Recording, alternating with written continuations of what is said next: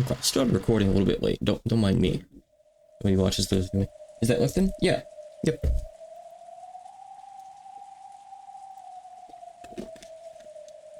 I only started drinking this maybe 2 years or so ago?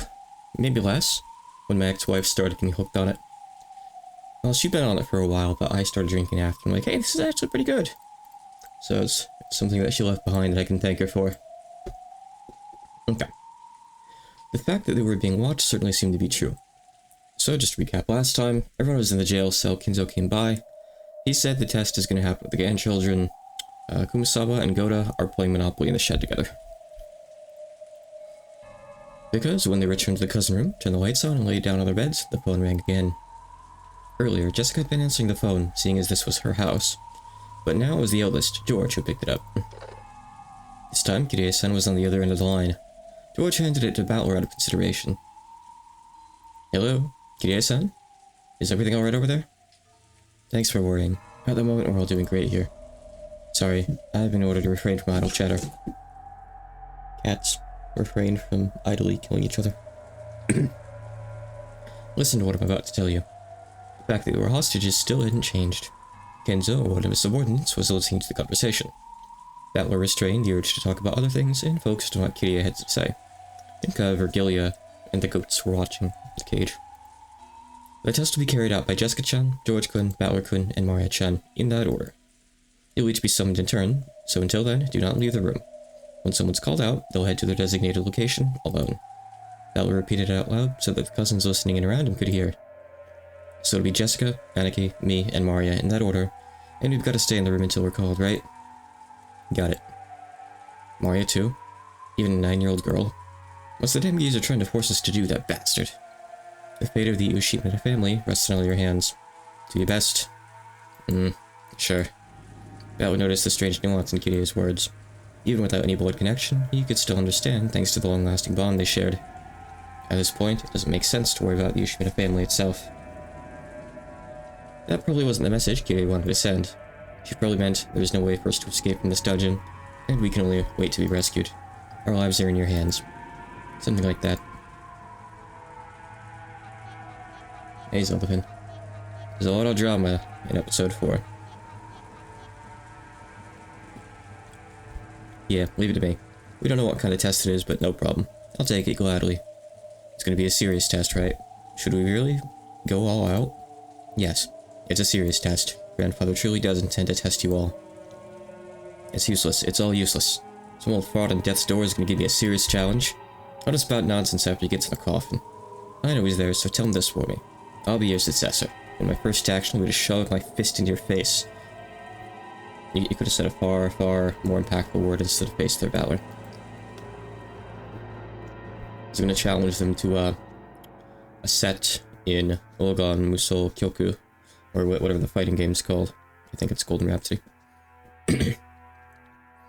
Even without Kirie having to repeat it, Battler's powerful declaration of war reached Kinzo's ears. He wasn't there anymore, I thought. Wah, Battler, I'm truly looking forward to that. I can't wait to see just what a man who once threw away the Ushimata name has attained. Just what lot in life he's reached when he appears before me. Tell him. Unfortunately, Kinzo's voice was not picked up by the receiver. Therefore, Kirie spoke for him. Wah, it sounds like he's more than up for the challenge. Got that, Battler-kun? There's no need to hold back. You are Rudolph's son. No, you're my son. Show me something I can brag about to anyone. I don't know why Kinzo wasn't playable in the fighting game, but I don't think he is. It's crazy, right? Like, they really dropped the ball with not having Kinzo and Maria playable. But there are so many characters, like, from later on that are playable. It's still a good roster, I think. I'll leave everything in your hands. Understood, Mom. He called her Mom. Leave the rest to me. All of us here have lost the right to inherit the position of successor. Now, we're just the same as pieces, taken off the game board, looking on from the outside. So you'll have to fight by yourselves. Kirie-san. The nuance of those words meant, we've already given up, so forget about us. But for that very reason, I won't give up. I'll definitely crush this test or whatever and save everyone. In that case, here is instructions for the first test. Jessica-chan's. Go to your room. Really? Go to your room? You're grounded? What's your game, you damn geezer? It seems he means Jessica-chan's personal room, the one in the mansion. I'll hand it over to Jessica. Tell her directly for me. Jessica, here. Hello? Yes, I understand. Baby.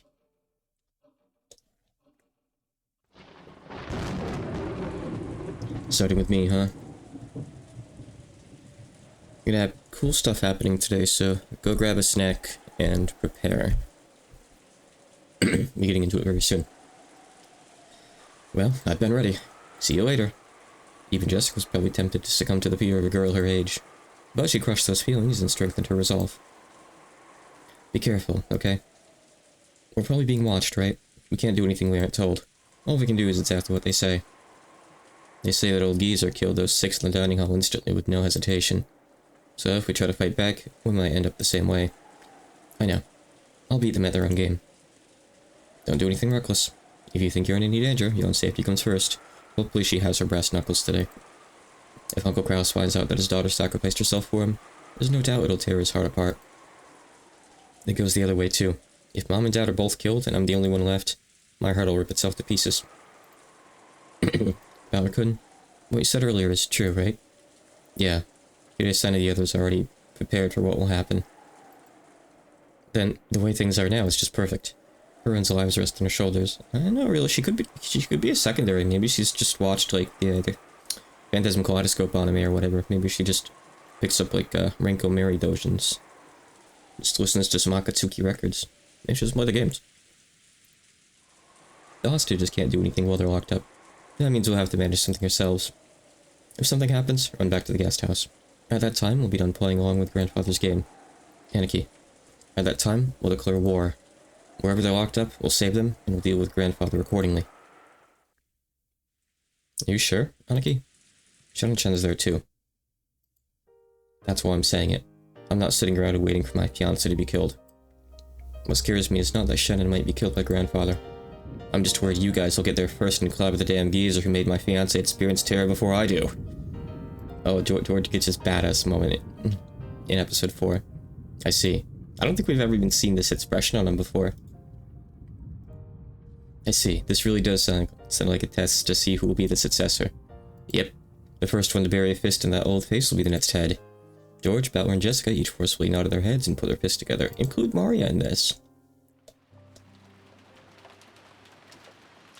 Then Jessica headed off to her own room, as designated. Her form disappeared into the darkness of the rose garden, waving in strong winds.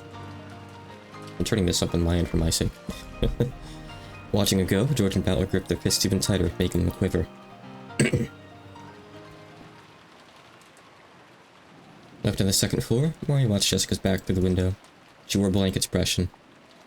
I wonder what everyone's getting so upset about. Even though when Beatrice is revived, everyone will be brought back to life. Jessica's form was already being completely swallowed up by the darkness. At that time, the phone began to ring again. Balor and George heard it and came clamoring back, but Maria picked up the receiver right away. Hello? Is that Maria-sama? It's me, Shannon. Would you please hand the phone to George-sama? This time, it was Shannon on the phone. And this time, the message was to tell the next person, George, where he was to go.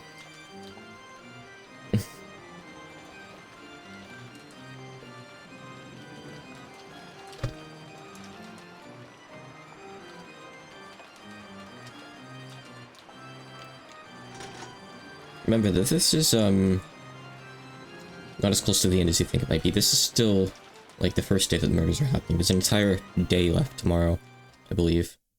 I think that's the timeline right now. Oh, yeah, I will have you, Sonny. No. Especially not right now. My favorite scene's coming up. The final NG scene is good too. And she does some cool stuff later. But that's not going to be today, that's way too far off. Of course, since the time of her birth, Jessica had been raised in this mansion. The atrophied, Western-style house that the cousins called a mansion was her home. And yet, she'd never understood her cousin's feelings as much as she did today. At the same time, she had never felt her own home, which she knew well to be as alien as it seemed now. Her own room. This had once been her hideaway, the only place in this vast mansion where she could feel at peace. However, she had never felt as much pressure coming from that door as she did now. A test, you say? What the hell could be waiting in there? I'm not gonna find my desk and stuff dragged around all over the place, right? If I recall right, I think Jessica died in her room last time with, With Cannon there fighting for her, right? She acted tough, trying to deceive herself. Trying to make herself believe that she wasn't scared of anything. Running herself, she opened the door to her room.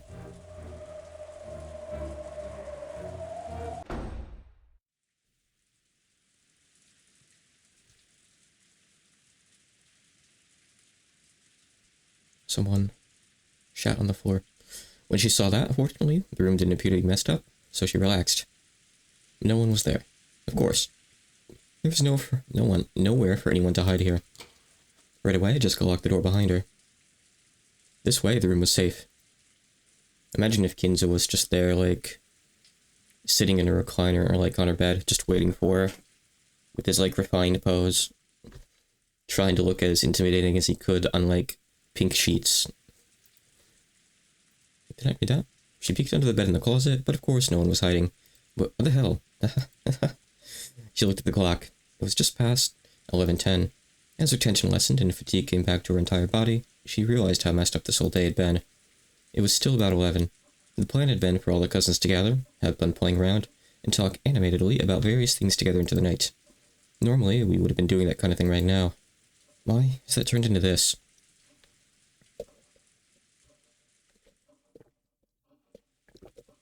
It's all that damn geezer's fault. How could he do that to Mom? To everyone. She shook her head back and forth with anger and sadness. But there was no one here to direct those emotions at. Because of the lock, this room's security was guaranteed. Remembering that one more time, Jessica somehow regained her calm. If it keeps up like this and nothing happens, I want to go to the dining hall and see Mom's dead face. Even though Goda emphasized so strongly that it was gruesome, and that I definitely shouldn't go look at it.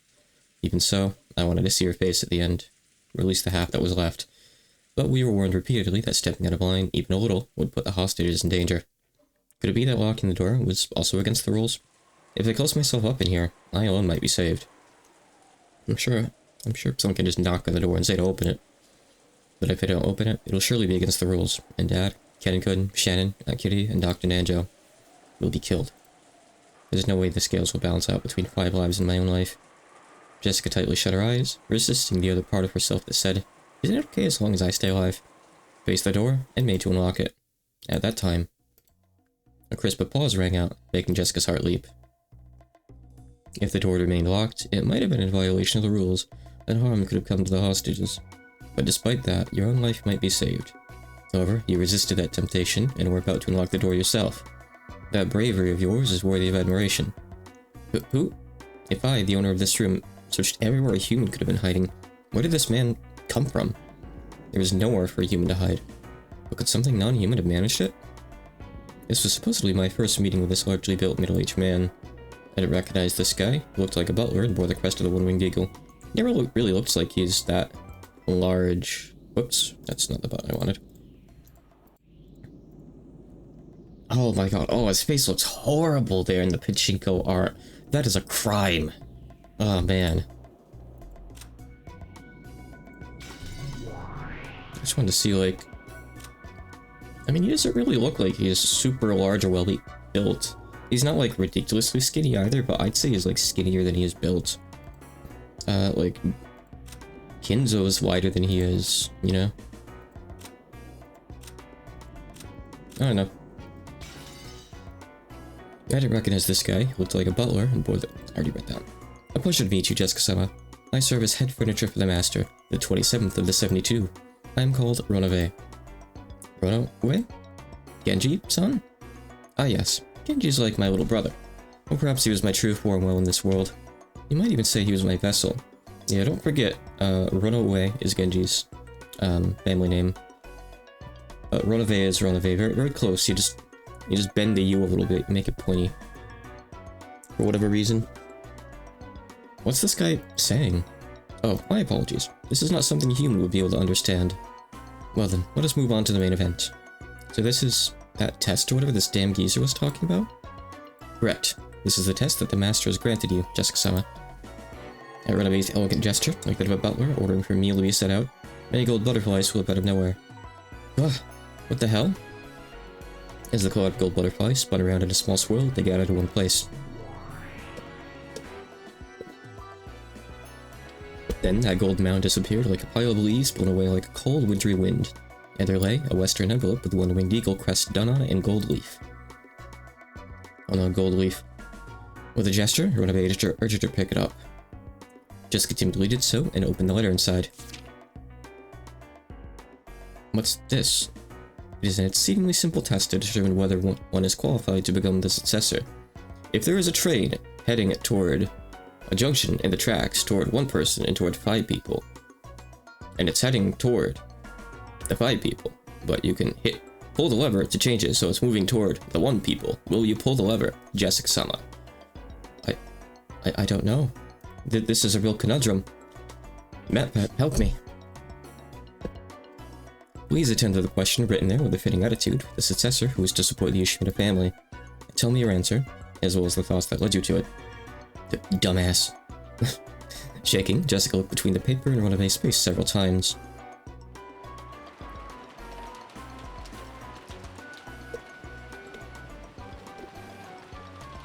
What is your favorite flavor of Starburst?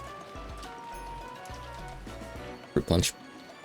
At that time, George, who had been called out after Jessica, could be seen in the arbor of the rose garden. If we're talking classical flavors, strawberry. If things had gone normally, he'd planned to give Shannon the ring that would be proof of their engagement, here, at this time, on this day. But the woman in front of George now was not Shannon. Read it. That is Goldsmith's test for you. George picked up the western envelope, which was on the table where he'd once had tea with Shannon, and read its contents. Perhaps this message was short.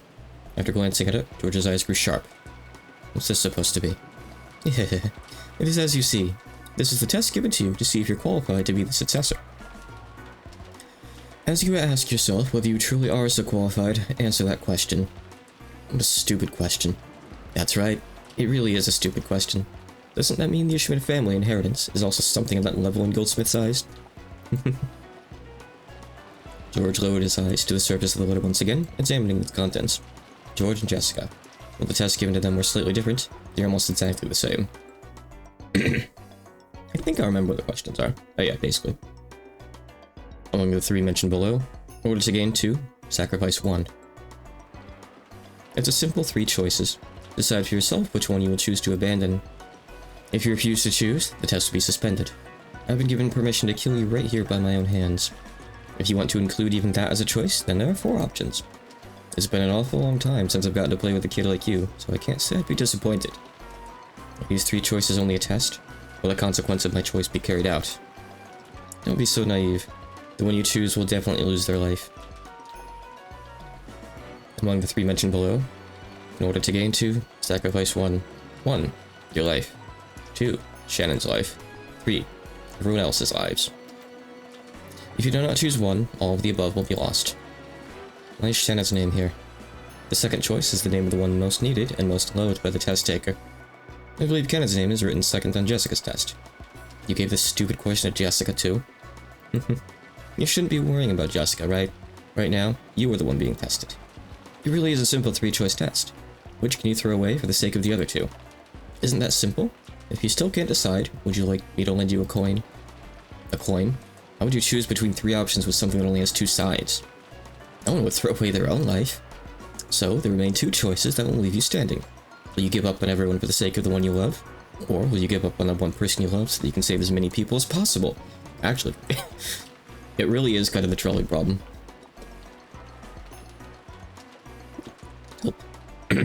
Hope I was shitposting more than I remembered I was. It's been a while. Either way, you should be able to find a fitting just cause. After all, this Arkenjima is now a demon island. The sentimental relationships of the human world aren't necessary here. No one will blame you.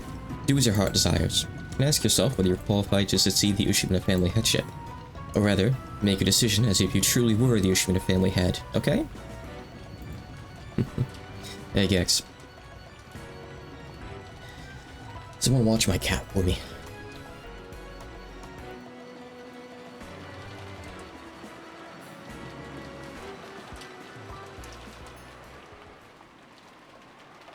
Fuck you guys, mocking me like this. It's rare that the translation says fuck, so I always love when it does it. Jessica crumpled the letter up and threw it on the floor. No, honey. believe your anger is quite appropriate. I also find it an exceedingly pitiful, and yet truly humorous question. Kukukuku. How could anyone wish to die themselves? And how could anyone want to remain alive after abandoning the life of the one they love? And how could anyone massacre everyone else, as long as it's good for the two of them? No, Jessica-sama. Such a person could exist. This is Rakenjima, the demon island. It is now completely cut off from the human world and fully immersed in the spirit world like cheese fondue. Okay, Ranabe. Values of the human world get taken out with the trash. You get some points for that. Kukuku. So please, rank the things you desire from the bottom of your heart. Whatever remains will become a fitting answer for you in this insane evening. Don't fuck with me. How could I choose any of these? If you not choose one, all of the above will be lost. Also makes for a fine fourth option. Even choosing that should give us an amusing show. But since that choice will result in the loss of your own life in the end, I believe it would be more wise to be pure and choose the first one, your life, so that the other two will be saved. Everything has been entrusted to your decision, Jessica-sama. Please, let me hear an answer in conviction fitting for the successor to the Ushimino family headship. I, Runabe, am sincerely hoping for a wonderful answer, fitting for the master's descendant who shares his blood. Damn it.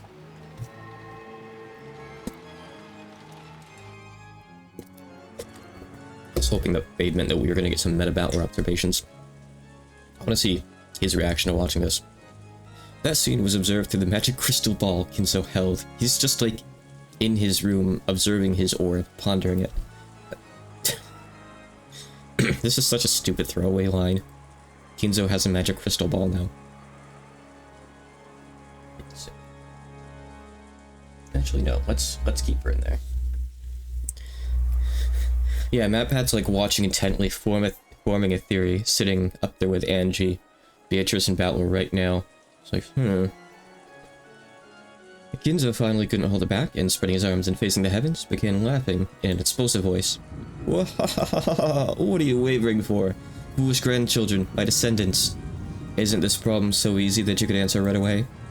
Isn't this a question that should cause you to waver less than whether to put butter or jam on your morning toast?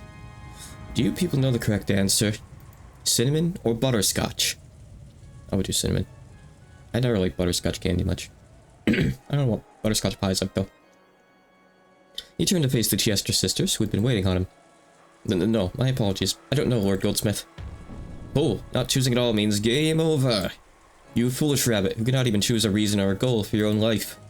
You aren't worth a single ant that anyone might step on without noticing. Well, they're furniture. They're not supposed to, like, really have wills of their own. Die. Be crushed. Disappear faster than I can blink. And what of you? I would sacrifice the first one, your own life, sir. Weapons fight and die in battle. And weapons is to destroy enemies and protect allies. Being able to protect those we love and then die is our satisfaction, sir. Oh, a truly splendid model answer for a weapon. The immediate reply is very nice. So, have you been raised to think you'll be given an extra carrot for answering that way? That's wrong, see? Even that's wrong. See? Answering that way when you're asked is nothing more than giving the answer you've been indoctrinated with. You are the same as that other rabbit a second ago. You still live without having chosen a purpose or goal to strive for. You filth that doesn't deserve to live. It would suit you well to be crushed and used as fodder for the other livestock. He's not going to be satisfied with any answer. Yes, sir. Animal fodder would be an honor. That's wrong, right? You don't want to see anyone else die anymore, right? Why can't you accept that? Accept that the depths of your old wound are still festering and rotting. Yes, the rotting stench would make the nose wrinkle, you foolish rotten rabbit. These are words of praise for you. Thank you very much, sir. Well then, what about you, the last one? Which of the three choices would you choose? Without wavering, I choose the second one. Oh, the second. There are not many who could stick their chest out and choose to offer the one they love as a sacrifice. Tell me your reason. Because the one you love will be lost eventually. If you don't love anyone, you won't get hurt. And if you lose someone, you still might be able to love again. So, the person you love right now isn't worth that much at all, yeah? Haha. I see, so that's why you reached such an answer, you rabbit who has become cowardly from pain caused by love. I've heard that rabbits can die from loneliness, but just when was it that your heart was killed? Then, rabbit, I shall alter the question.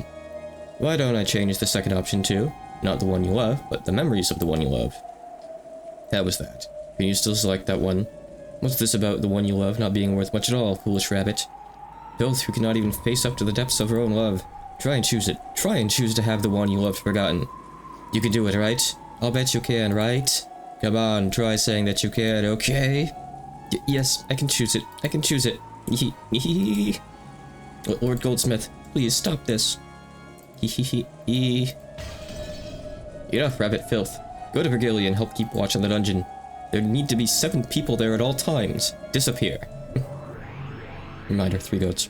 The Chester sisters, with their respective old wounds and the heart gouged out, escaped by disappearing.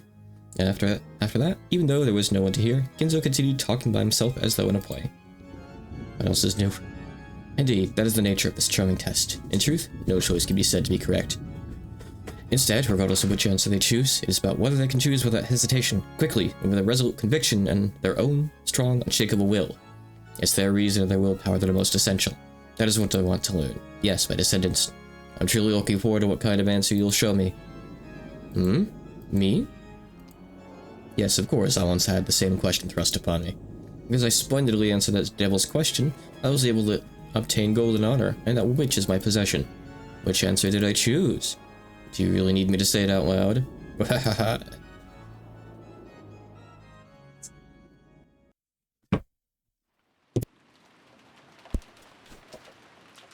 Well then. Make it a quick save.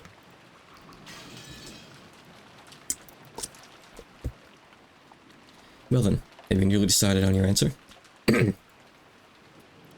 As Jessica stared at the letter that had been crushed and lay on the floor, she hung her head in constant silence. All that filled the room was the stir from wind and rain shaking the treetops. Regardless of how noisy it was, it actually made the stillness more apparent. Ranabe waited for Jessica's answer. However, Jessica didn't answer.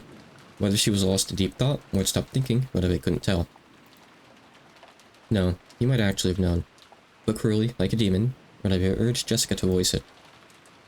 If you cannot choose any, I can at least bring you peace without pain, but... Me. Yes? I had trouble hearing. Could you say it again, please? Jessica lifted her face and looked straight into Ranabe's eyes. It seemed that she decided on her answer. Kill me. Jessica said it one more time, clearly. Perhaps Ranabe had imagined that this would be her answer from the very beginning. Without any surprise, he smiled lightly and nodded. I thought you would choose that answer, Jessica-sama. Well then, there is no right or wrong answer to this test. The essential part is what thoughts led you to that answer. Come now, please answer with a fitting attitude for the successor. It's not like I chose the first one because I want to die. The second one was letting Kanon-kun die. Of course, that was out of the question. Go on, honey. Up you go, up you go. So he excluded it. The third one was everyone else's lives. Of course, that was also out of the question. So he excluded it. After that, only the first choice remained. Process of elimination, is it? So it was not something you chose proactively. Ginzo will probably dock her points for that. After chuckling slightly, Ranabe dropped his gaze. A human couldn't even imagine what answer a demon would have been expecting. All she could understand was that this was apparently slightly below Ranabe's expectations. That answer is neither bad nor good. 60%, I believe you could call it. I'm a little disappointed. You're a pretty selfish bastard telling me to answer with self-confidence, and then being disappointed when I do. Apparently, there was more to it than process of elimination. It's a failing grade either way, but there seems to be a little more to your thoughts. Allow me to ask. People don't want to die, so no one would want to choose the first option. People want to live in happiness, and struggle as much as life will let them. So normally, the first choice should be impossible from the beginning. However, you took that first choice. You chose to throw away your own life. Only that choice remained for you. I tried thinking the future that would come after choosing each one. The water.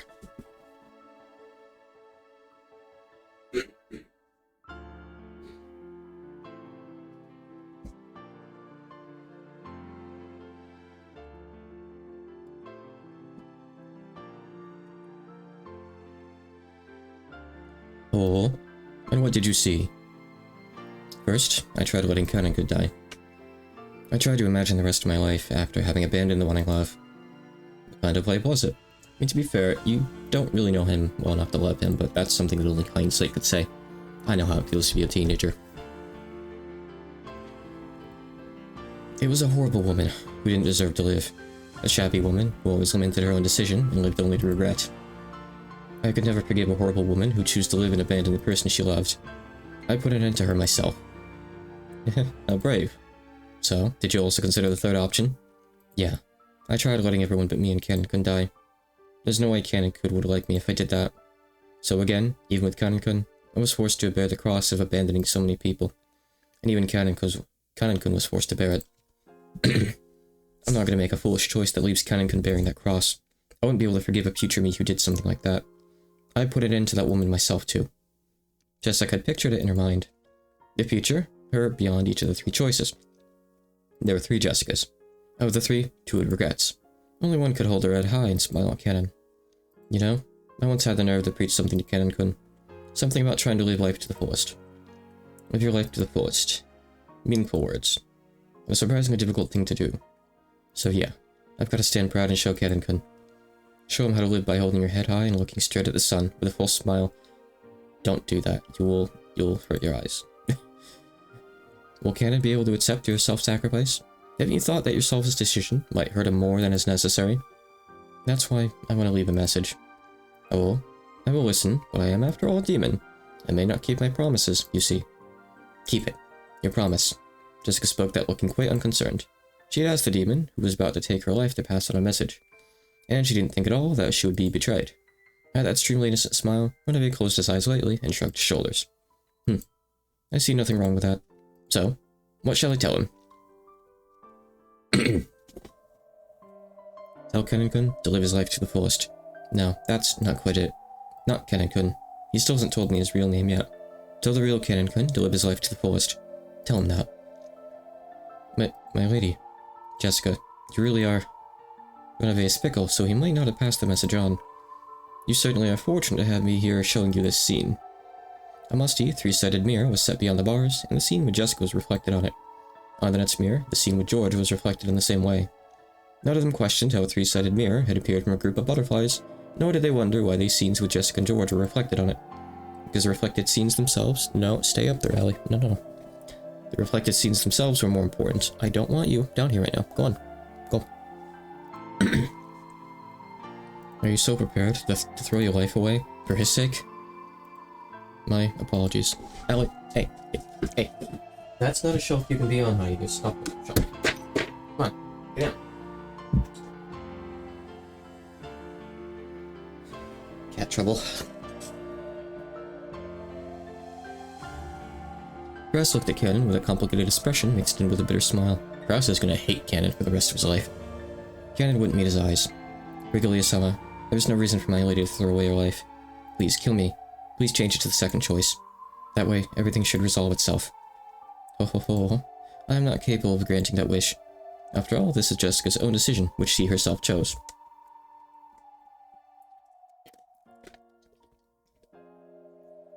My lips get dry so easily. At that time, suddenly, the air split and the Chester sisters appeared, flying into Regalia's chest. Regalia-sama, Kinzo bullied us. So mean. Lord Goldsmith is so mean. I'm doing the best I can. Crushing me for animal fodder. That's just too much. Regalia, who still didn't have a clue what was going on, was mobbed by the sobbing Chester sisters. There. Everything's alright. Don't cry. I'll make you some delicious tea. Some Lipton. I'm leaving it up to you all to guard this place. If they do anything suspicious, inform me immediately. The goat attendants all faced each other, nodding their heads. Regalia took the Chester sisters and left. The sound of them going upstairs could be heard, so they had probably gone to an upper floor. This is our chance. It looks like these goat heads are morons. I wonder if we can trick them. Kiria realized that an opportunity had arrived, but even so, she hadn't thought of a way to break the metal bars. The Jessica reflected on the 3-sided mirror had her eyes closed, as though in contemplation. The way she had both hands stuck into her pockets, waiting to be defiant until the very end, might have been her own aesthetic stance. She's doing the Baki pose. That's all I have to say. Heal me. Understood. Well then, fear not, for I shall make your death more gentle and merciful than any sleep. As Renove raised his palm, he slowly approached Jessica. Damn it. Yeah. Realizing that his daughter was about to be killed, Cross went half mad and repeatedly body-slammed the metal bars. The goats looked like they were sneering at how a mere human didn't stand a chance at breaking those bars. Cross's pointless efforts certainly may have been comical, but Cross was giving it everything he had. He was now living with all he had as Jessica's father, so that he could save her. Kanen made tight fists with both hands. If he used his cursed power, he might be able to cut through even metal bars. but there were a full 3 goats. There was no way he could defeat 3 of them in an instant. It would instantly be reported, and even then... And then even Virgilia and the Chester sisters would probably dash in. Even if he could break the bars, that would be the end of it. It was useless. Kenan already knew that the witch sneered at useless efforts like that, so he could do nothing but stare at Krause's repeated body slams. George-sama. Shannon, who had been looking at the 3-sided mirror, raised her voice. When they looked, they could see George, who had been silent the whole time, lift his face. It seemed that George has also decided on an answer.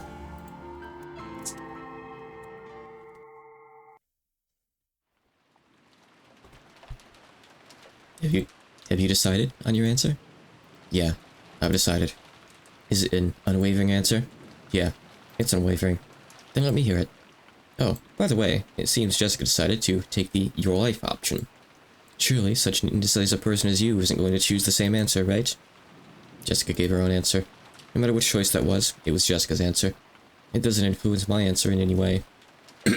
Still shouldn't muddy the water by telling him. I see. And let me ask again. Among the 3 mentioned below, in order to gain 2, sacrifice 1. 1. Your life. 2. Shannon's life. 3. Everyone else's lives. Which one will you choose? Could it be the first one, like Jessica? Wrong. Oh? Gab looked a little surprised, because she had thought this timid-looking man would obviously choose that option. Very well then. I'm glad the most boring option for me has been removed. Then, as crazy as it sounds, could it be the second option? Can you abandon Shannon's life? You must be joking. Why would I do that to the person I was going to give an engagement ring to tonight? How bold. Is that your answer? That's it. My answer is the third option. George took the third option. Everyone else's lives. Unsurprisingly, Gap hadn't imagined that he'd give an answer like that. She had been sure that he'd choose the same one as Jessica. So, she was interested in how he'd reached that answer. How he'd reached an answer that had surpassed the imagination of the 33rd ranked of the 72 demons. I want you to tell me the circumstances that made it possible for you to sacrifice the lives of everyone else so that you and the fiancé you love would be safe. Did you use the process of elimination, like Jessica? Wrong. I clearly have no choice except this one. So you don't care what happens, as long as it's good for you. So, you can sacrifice the world for the woman you love? What are you even talking about? What? George faced the demon as he spoke, almost as though he was disgusted. Tonight, I planned on calling Shannon right here and giving her this ring as proof of our engagement. There probably are quite a few people who wouldn't celebrate an engagement between me and Shannon. I was prepared to make enemies of the entire family by announcing my engagement to her. I've been prepared. Since the time I came to this island? No, that's not it. Since the time I confessed that I wanted to engage her. And engage her. You don't say that. Get engaged with. Since the time I confessed that I wanted to engage Shannon in combat. Engage Shannon, motherfucker. So you can sacrifice everything else as long as you can get married? Marriage means continuing to be your wife's ally for your whole life. At that point, I was prepared to have the entire world as my enemy for her sake. Those words, through the 3-sided mirror, also reached Shannon's ears, and that determination reached her eyes. Shannon certainly had promised to be given an engagement ring tonight. Then, this incident had occurred, and she hadn't been able to receive the ring. But now, even though it wasn't in the form of a ring, Shannon had received something even greater. And as proof of that, a single tear with the same sparkle as a diamond dripped down.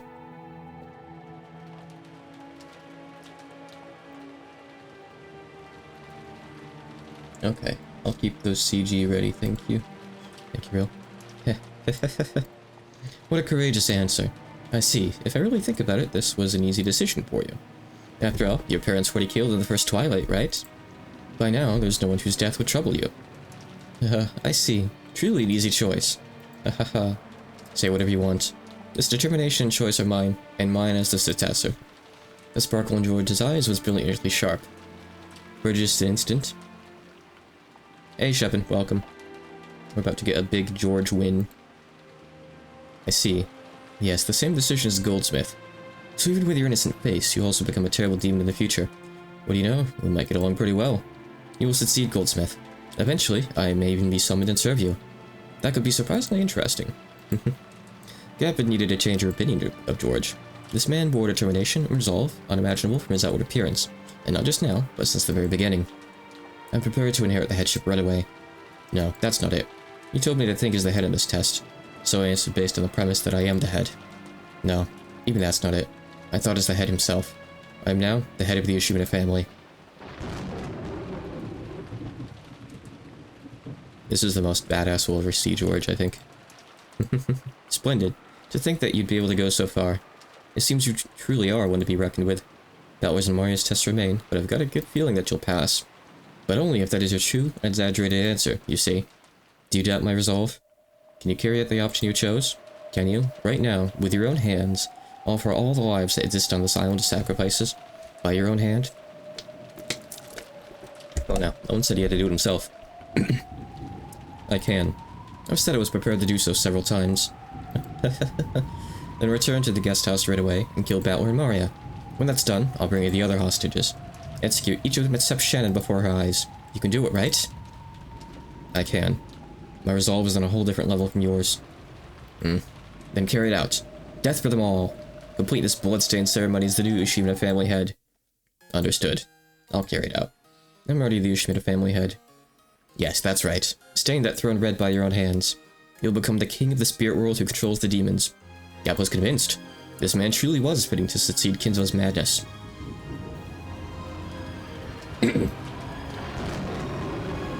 Blow wind, cry thunder, celebrate the birth of the new demon king. The demon island has now welcomed its new lord. In response to the demon's call, a tempest raged more and more. Then, a massive lightning bolt fell, its tearing thunder and brilliant light, giving the sensation of a moment of silence.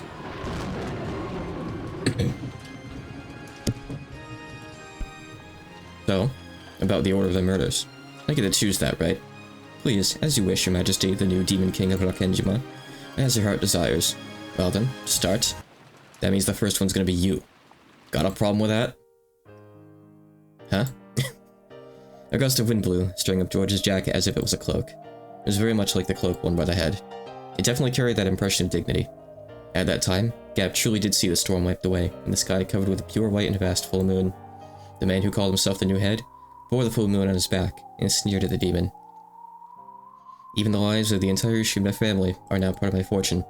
Reparations will be made for the damage that's been done. Show the CGI. Okay, hold on. I can show just one so far. I can't show the others yet. But thank you for providing them. So far, all you get is this. From the Pachinko one. Which isn't really anything too flashy.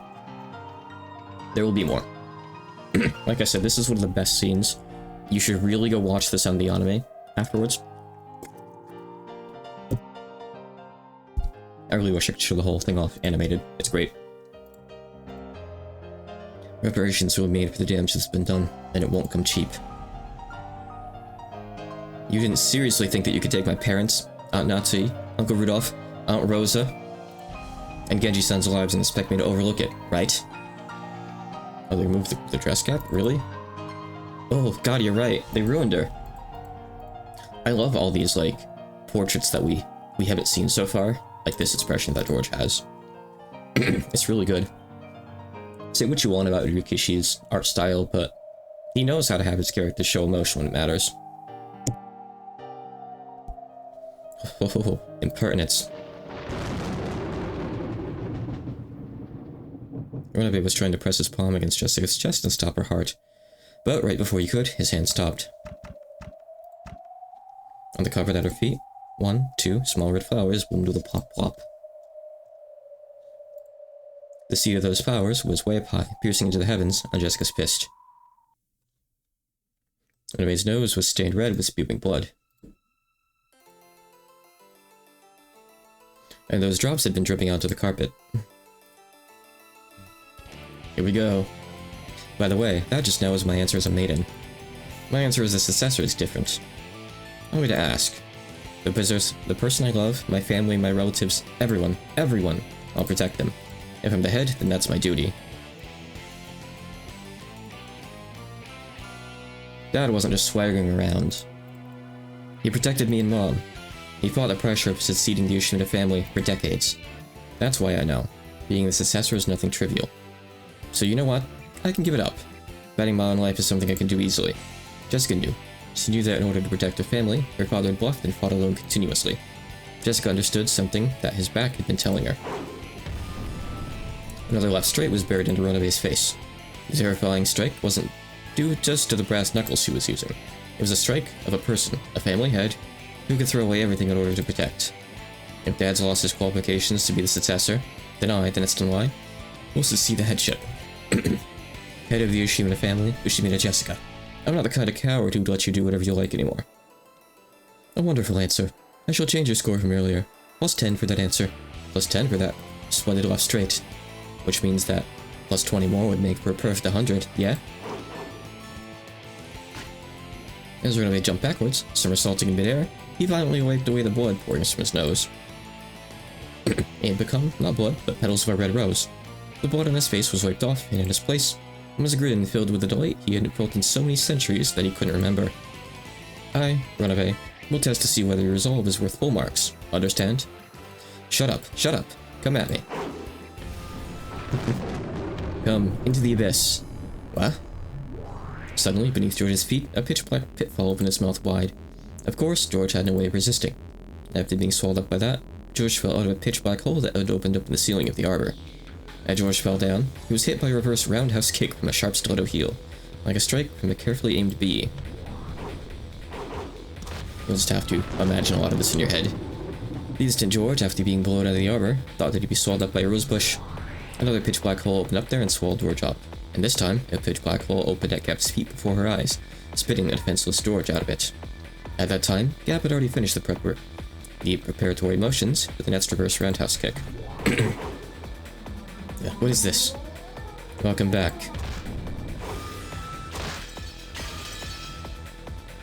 Right side of the head, below the right armpit, side of the right knee. As Gap danced and spun like a small cyclone, she kept hitting him. Left foot, right foot, right foot with successive roundhead kicks.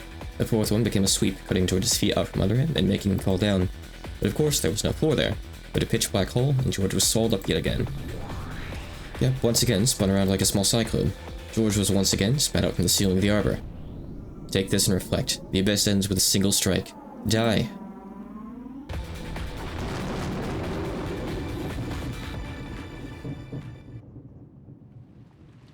You can see why I didn't want to do this yesterday.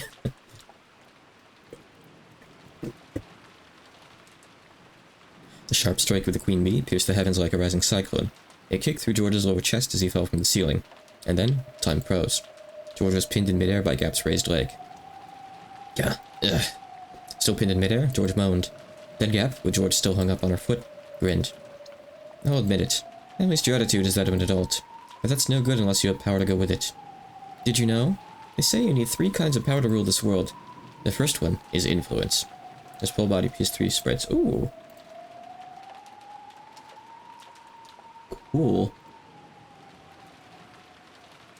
Huh. I'll show this off real quick. These wonderful web peas. Let me see here. Yep. You can see Gap kicking. It's even transparent.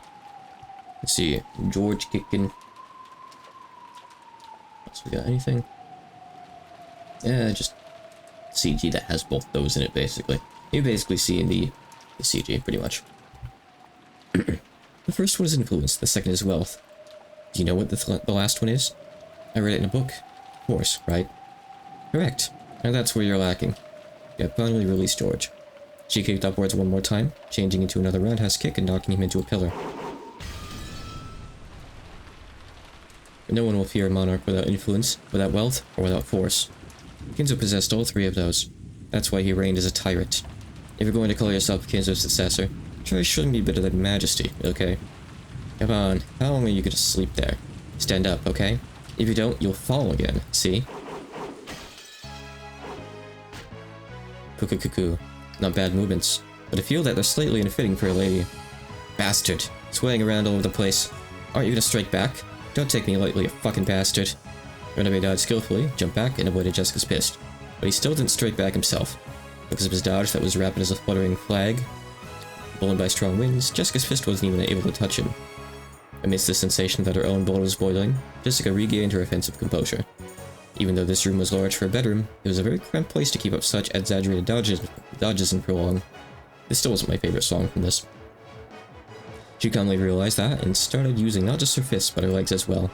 Oh, boxing with just your arms makes you but half a fighter. Your arms must be like the hot roar of a lion, and your legs must be like the cold steak closing it out of spray. Shut up, Runaway. Snakes don't have legs. True.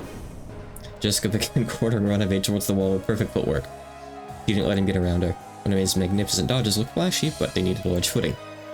Once cornered, he wouldn't be able to dodge anymore. Jessica knew the characteristics of her weapon, the brass knuckle, very well. This powerful weapon's most notable characteristic was how it didn't give the opponent a chance to defend. Even if they blocked with her arm, that arm would receive direct damage. If it hit the wrong way, it might even break the bone. So she quartered him. With this fist, she'd whittle away this demon who'd lost any way to escape. Whoops. Oh, when did... Looks like I finally cornered you, right? Where's everyone being held? Where's that damn geezer? You tell me everything and I'll let you off with nothing more than plucking that mustache off. Got it? That would be a problem. It does take me an hour every morning to set this. Once you're in a cast, you wouldn't be able to do that, right? Whoops. Good. Runaway had blocked Jessica's fist with his arm. He tried to act as though it was no big deal, but it must have hurt a lot. Jessica grinned. Runaway smiled the same way, but twitched slightly. I see. This certainly does hurt. Here's my last bit of advice. Cry and apologize. That I cannot do. It would ruin my image. Then just crumple. Rapid fire. Jessica's fists were buried in Runaway, but there was a resistance that seemed too hard. The sound of breaking glass, which startled Jessica. At a glance, it looked like Runaway had caught Jessica's fist with its palm. That wasn't quite true. When Runaway opened his hand, a faint, purple, glowing barrier, like a glass shield, appeared, stopping the attack by a hair's breadth. Pulling herself together, Jessica let her fist fly again, but with a truly magnificent gesture, Runaway caught all of them. I am, after all, a demon. This level of magic is nothing. Even so, you aren't bad at all. If I were human, I would probably resign right here. Because I'm a demon, I can still continue to fight. What are you trying to pull? Nanomachine's granddaughter. Is this the end? Are you simply going to attack all the time, neglecting your defense? Huh? Bah! One of his palms shot to within a hair's breadth of Jessica's stomach. Jessica was knocked away, but the purple shield rolled backwards and smashed her head on the bed. My shield cannot be broken by a mere human. Don't think that you'll ever be able to touch my body again. In that case, I'll just burst through that shield. Persistent, I see. Yes, a truly fitting spirit for the successor. Perhaps I'll be your opponent for just a while longer. This is also part of an examiner's role. Break. Yap looked down on George, sneering. George was on a path in the rose garden, lying face down in a puddle. He's not doing so well so far. The merciless rain beat down on him, so that it looked as though even the heavens were mocking him. Stand up, okay? You'll fall again, right? George stood up shakily. It seemed his spirit hadn't given in. The damage done to his body was fairly significant. You begged for your life. What you're doing now is the same as the fourth option of choosing nothing. You chose the third option, right? If you get down on your hands and knees and apologize, I'll forgive your rudeness toward me. Then, I'll guide you down to the dungeon. There, for your beloved Shannon and your powerless life, you will kill the other hostages one by one. You can do it, right? You did boast about having the resolve. George didn't answer, but his gaze was still obstinately resisting surrender. If you are too obstinate, then this time you really will fall to the deepest depths of the abyss, okay? Gab's strength was evident. That was probably clear, even more than it was to George himself, to Shannon's group watching through the three-sided mirror. George-sama, that's enough. For someone like me, Nei-san. If you didn't like me, you wouldn't have to fight with anyone, right, George-sama? Then please, abandon me. Please forget me. There was no way that voice could have reached George. But, even so, George answered. No way. I won't surrender. Oh? Why not? Because that's my resolve. I'll fight everything for Shannon's sake. It'll make everything accept us, and bless us. Hey, could you tell me something? Why are you willing to go so far for that furniture called Shannon? She's just a washout, isn't she? A rubbish furniture that couldn't even make a satisfactory waitress. I won't permit any more insults towards the woman I love. So what are you going to do about it? How could a weak kid like you resist me? Loving someone is strength. As I learned that, I was able to become strong. Shannon, I love you. With just those words, I can stand back up over and over again. Shannon's in the dungeon, right? Professing your love to me won't. No, she heard. That's because it's love. Shannon can hear my words right now. The reason I can believe that is because of love. You. Shannon, you aren't furniture. Even if you were furniture, you're mine alone, the only one for me in the world. I want you to be close to me as long as we live. I need you for eternity. George-sama. I'm jealous. You surpassed my husband in smooth talking. Oh, easily. That's youth for you. Even Nanjo's jealous. The strength of love? Then why are you so weak, boy? Does that weakness mean your love is also that weak? Even your love for your fiancé is weak. The way your parents died so quickly was weak. Everything about your life is weak. Shannon taught me about love and strength. If you're trying to measure my love towards Shannon by my strength alone, let me teach you about my love. So you say. I get it now. You're saying that the way you can still stand up after being kicked down so many times is the strength you receive from Shannon. In that case, what did you receive from your parents, who got killed way too easily? At that time, there was a blackout. Even though they were outside? Question mark? No. This is... The thing blocking its vision was the bottom of George's shoe. Sidekick. Nasal bone fractured. It stopped right in front of the tip of Gap's nose. The thing I got from Mom was this kick. Here's the song I like the most from this. Several moments after, Gap jumped back. Of course, that was too late. If George hadn't stopped, he probably would have caused the damage he'd announced. And what I got from Dad is fortitude. Anger with a low boiling point isn't something to be truly feared. True anger is disciplined by fortitude. I recognize your violent method of declaring your intentions. I also see that you've slighted my fiancé and my parents' honor. And you have no intention of taking back what you said, yes? You. I now understand your attacks more than enough. So maybe it's about time. Time to start fighting back. Quit prattling, foolish boy. A pitch black hole opened its mouth at George's feet. But George rapidly opened his legs, straddling the hole. The same move won't work again. It was an extremely smooth dodge, and the upper part of his body didn't even quiver. Fortitude means calmly analyzing how your opponent will act, instead of losing your cool. Why? Isn't it obvious? Can't you guess? No, I can't. Holy shit. It's a counter, to give back exactly what you got, to make them not want to take another pass at you, to make them cover their face in tears and snot and forget to wash it off, to make them want to rub their forehead on the ground and apologize over and over, to completely, perfectly, and thoroughly beat them until they can't get up. George dashed. Pitfalls opened one after another, but George didn't step in them again. And because he was persistent, he was able to reach Gap a second time. Reverse roundhouse, jaw fractured. It was stretched out more forcefully and beautifully than Gap's had been. Of course, while it centered directly in Gap's face, it stopped the hair's breadth away. Perhaps you couldn't rely on pitfalls at this close range.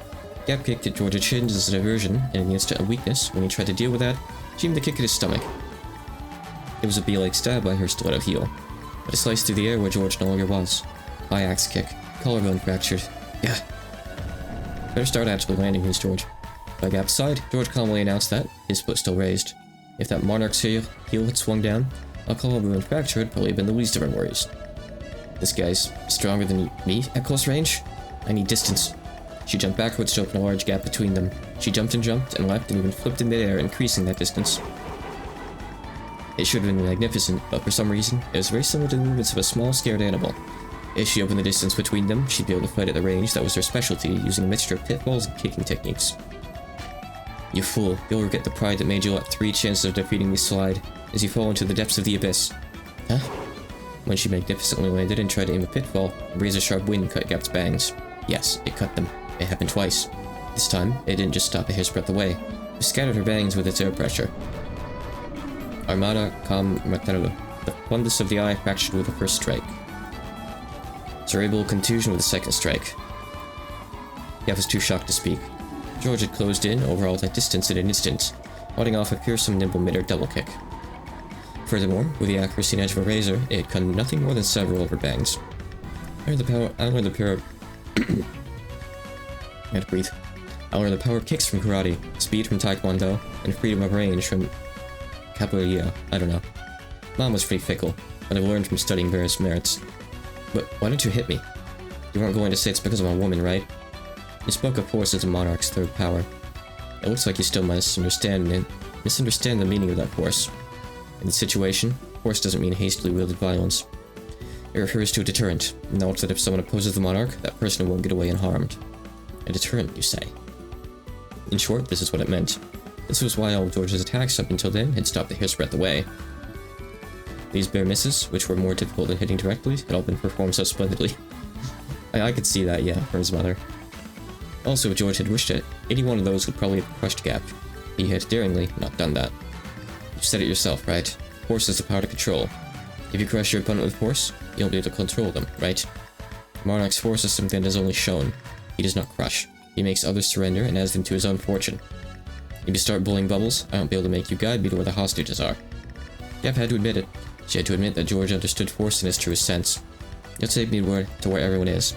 I would advise against resisting. I won't stop short next time. Heck. Sorry, Leah. Let me borrow your troops. This guy's too much for me alone to handle.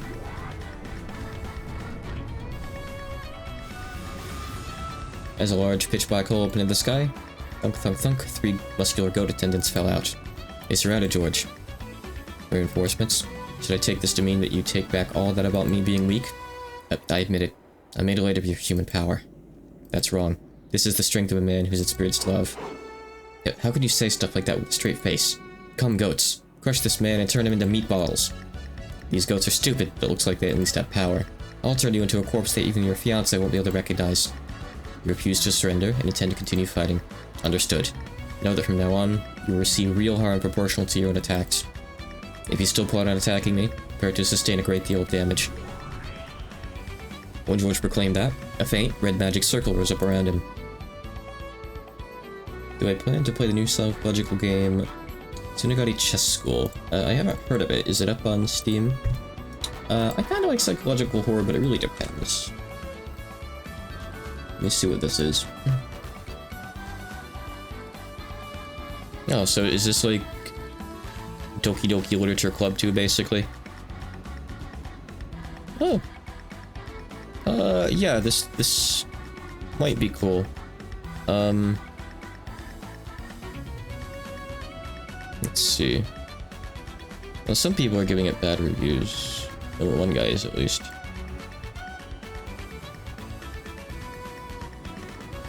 I'll wait and see what people say about it. I'll keep an eye on it, thank you.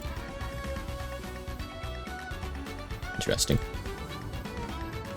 Possibly. Thanks for the recommendation. It seems that George couldn't raise it. Couldn't see it. However, Gap, being a demon, could. Magic? Why does this guy have a defensive barrier? And that's also a counter-attacking type? Is this what you meant by deterrent? From a demon's perspective, that may have been magic, but in George's eyes, it was determination. It was a determination filled with certainty, which would be merciless to anyone who wished to fight anymore, and which would force them to prepare for a significant counterattack. Determination with certainty becomes magic. Runaway had been accurately blocking Jessica's fists with a shield, but something felt odd. Even though he was certainly catching them on the shield, he felt his arm get jarred, and it hurt. It should have prevented all physical damage. However, the damage from her fist was gradually being transmitted to his arm, piling up. Whenever he tried to act like he was composed, so that this wouldn't be noticed. Heh, I'm not gonna get worn out. What's wrong, old guy? Starting to get a little tough? No matter how much you attack, it is useless. Why can't you understand that you cannot break my shield? I'm not gonna stop hitting you just because it won't break. No matter how hard someone's heart is, if you keep on talking to them little by little, it'll eventually start to crack. I believe it. I believe that useless effort doesn't exist in this world. That's why I can live to the fullest. If words will eventually make it through, then the same goes for fists. I guess on that note, actually. Let's see. As people watching, take a look at this, see if it's something that you want to see. If it is, I'll consider playing it. If people want to see it, actively. Give up isn't written anywhere in my dictionary. She received a poor education. Homeschooled. Those words were probably aimed at Canon. Canon would seem to reject Jessica's words. But Jessica knew that, no matter how stubborn his heart was, those words would eventually soak through. She believed that they would surely reach his heart, that the day would come when he would stop calling himself furniture and disparaging himself, and that he'd step out into a new life. So, Jessica didn't give up. She didn't lose heart. It's stupid, right? I bet a guy couldn't understand, right? Everyone in the lab doesn't even think about giving up just because it's useless. At that time, Renové certainly saw. He saw the reddish glow of light that encircled Jessica's fists. This is not good. An enchantment, is it? This pre-mating upgrade will be troublesome. Inside her unrelenting fists and determination dwelled the power to succeed no matter what. From Demon's perspective, that was magic. I'm pretty sure that's named the Delta's thing. Determination with certainty. Yeah, certainty. Becomes magic. See? Nothing useless about it. Looks like my fists are making it through. Guard your arm, old guy. It seems I'll have to get a little more serious. It appears it is as you said. In this world, nothing is useless. In this world, it's kill or be killed. That's right. If you give up because something's useless, that's when your life ends. You'll get through. You can be sure of that. I'm an idiot, so this is the only way I can live. But even so, I'm sure I'll be able to teach Kanin-kun about a new world someday. So I'm not gonna lose heart in a place like this. I'll definitely defeat you. And save everyone. Damn. Got to somehow open a hole. Ah! Grouse was repeating his useless effort to somehow open a hole between the metal bars. Useless. Nothing is useless. Oh yeah, the goats aren't even down there anymore, I don't think. There's no one guarding them. Nothing is useless. There's nothing. The lookout goats have been swallowed up by those black footballs and disappeared. Now is their once-in-a-lifetime chance. This was their only chance to break the bars. The song is unfortunately kind of a short loop. This is the third loop. Stop it. It's impossible, Cross-san. There's nothing we can do with our bare hands. Let's look for a tool. Don't waste time on the impossible. If you give up because it's useless, then it's all over. That's what my daughter said. Even if my body won't fit, as long as a small person like Shannon or Canyon can make it through. Now that we've reached this point, action is more important than racking our brains. Let's work together. I'll do it too. Canyon-kun, you're a boy, aren't you? Lend a hand. Canyon-kun?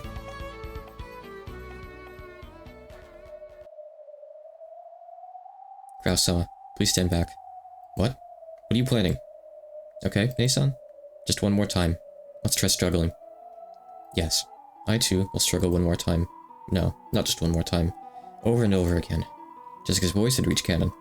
It certainly had permeated into his cold rock-like heart. And George's voice had reached Shannon. If the love he had shown was embodied by strength, she would have to respond in the same way.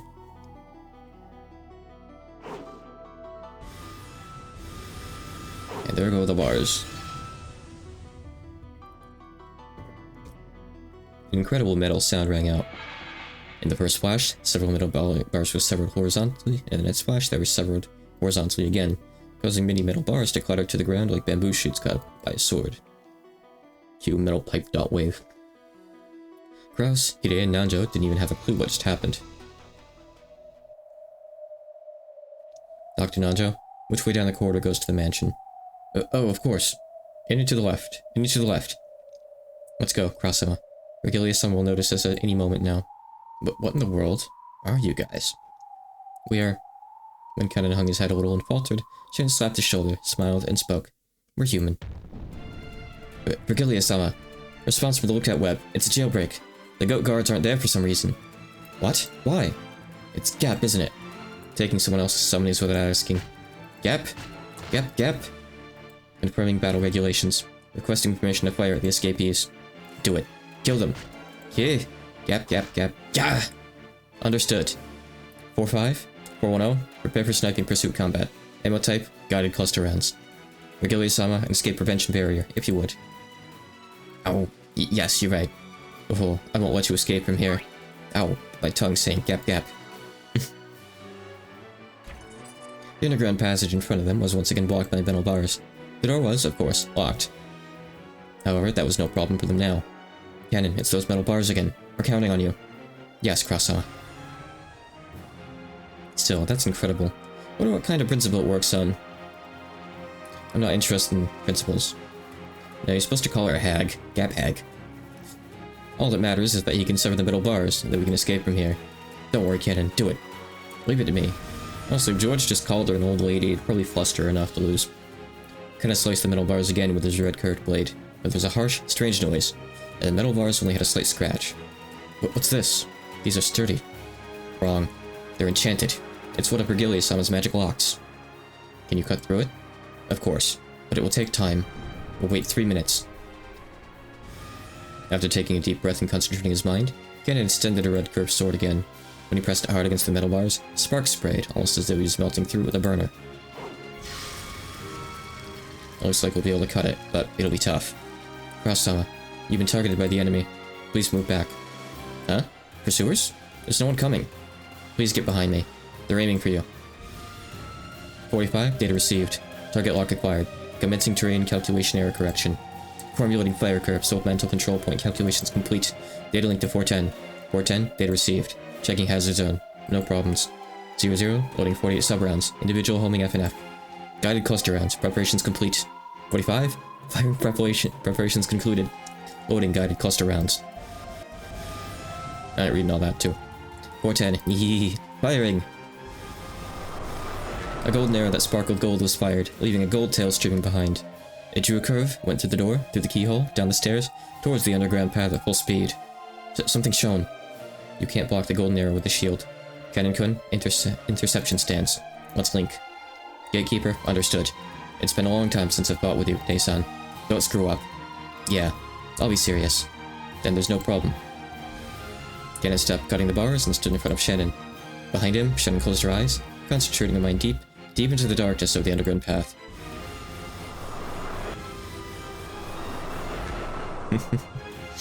A guided cluster round is a special kind of arrow made up of 48 sub-rounds bound together. It explodes mid-flight, divides into 48 mini-arrows. The strength of each individual one as well, but they pierce through all shields and possess a perfect winning and killing power against personnel. And on top of that, each one of the 48 possesses autonomous guidance toward their individual targets. It's shown. It's divided. Confirming guided cluster round division. 46, 7, 8, 48 sub-rounds, all rounds locked onto. Interception control. Data link to Cannon. Cannon, data received. You're incredible, Nei-san. You can really see all 48. Concentrate on interception prioritization. Trust your Nei-san. Of course. I don't even need to open my eyes. Commencing interception. This is very silly. But it's absolutely like peak Umineko. Target unharmed. It was intercepted. Yeah? All 48 of them? This is the first time we've ever seen their shots not land. Oh. After all, Shannon and Cannon were originally a furniture pair. They're strong when they're together. Ow. Is this going to become a mouth ulcer or something? Calm down. Reload. Updating ammo type. Precision, light speed sniper rounds. Preparing for precision sniping. Sounds good, yeah. Impossible to intercept super high speed rounds. Impossible for a mere gatekeeper to defend against, yeah. Precision sniping. Roger that. Commencing. Collection of precision firing use data. But what in the world was that just now? Don't worry. I don't have a clue either.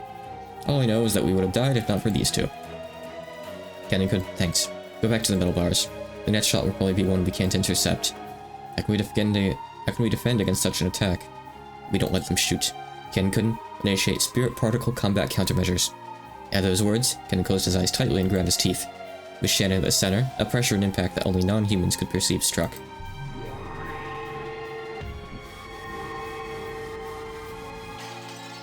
Episode 4 was amazing. Huh? Firing system error. No good. Rebooting. Huh? It's spirit wave jamming. Activate spirit particle safeguards. Hurry! What are you doing? Cover your ears quickly, 45. Which ears? An unseen, unheard impact had struck the Chester sisters. 00 and 410 crouched down, covering the ears, but 45 didn't make it in time. As she stood bolt upright, her eyes rolled. Q? 45 got damaged. Her IME's busted. Yeah, the noise is also horrible for me. Yeah. 45. 410. 00. Damaged. Abandoning sniping posture. It came straight through the link. If we don't reboot. Raising their spirit particle sensitivity for precision sniping had backfired. They had taken the full brunt of the spirit particle shockwave Shannon had released. And not only 45, who had been hit directly, but also 00 and 410, who had been linked with her, were taken down. Like, opening their ports too directly to receive data, so they got attacked. I guess. Are you okay? I'll make you some more delicious black tea later, so get a hold of yourselves. My apologies, sir. Sir? Rebooting. Please wait several hundred seconds. All the Chester sisters had fallen over. They would probably get back up eventually, but it looked like it would be hard for them to return to the battle lines for a while. So, furniture was able to repel weapons, if only for a moment. I see. The plot to entertain that child truly will be filled with unexpected turns. We still haven't seen goddamn Beatrice in the actual, like, part of episode 4 that's not just the meta part. Instead, we have her. Regularly toward the air with a large gesture, motioning as though opening a door. Come, arise, go to attendance. It's time to do work. Catch and kill the escapees. Corpses are fine. We can just revive them anyway. Coming up soon is a scene that was totally expunged from the anime. I think it's right here. It's very, very soon. A gold-colored door opened in the air, and countless giant ghosts with muscular bodies peek their faces out. Come now, hurry. There are 5 escapees, so the fastest 5 of you win. It would be a wonderful prize, so give it your all. Give it your all! Wriggly clapped her hands, urging them on. A prize? After facing each other at those words, the goats all rushed to the door at once, trying to get out, making the exit as packed as the Tozai or the Yamanote rail lines in the morning. Each wanted to get out first, so none of them could get out. Regalia held her head in frustration. By the time, Ken had managed to cut enough bars to make a crack that could be slipped through. Alright, real quick, since we still have a lot left, more than you're gonna expect before tension finally relieves, I'm gonna go use the bathroom. And heat my coffee back up, because otherwise it's gonna be another hour. I'll be right back.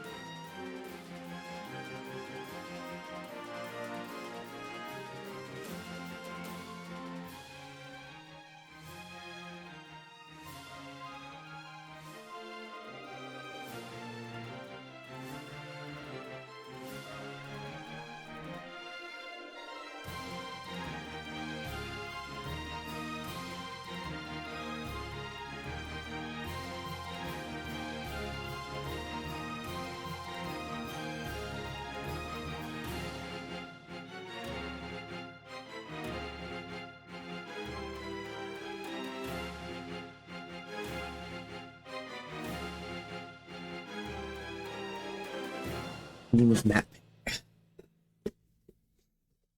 Okay. Let's resume. By that time, Ken had managed to cut enough bars to make a crack that could be slipped through. It had been a bit of work for Kraus, large as he was, and Ninja with his lethal waist. Oof. But even so, they all managed to make it through. Let's say in Japanese.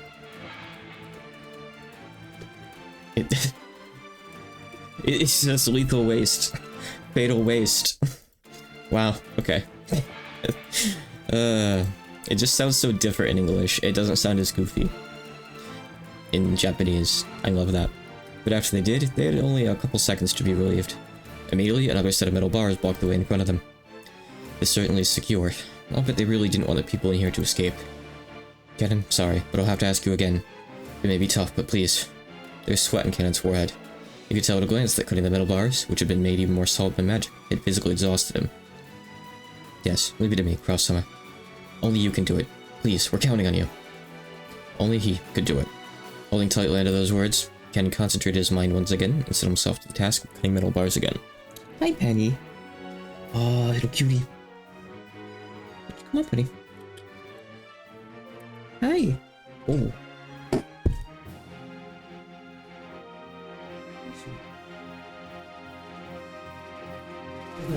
Hi.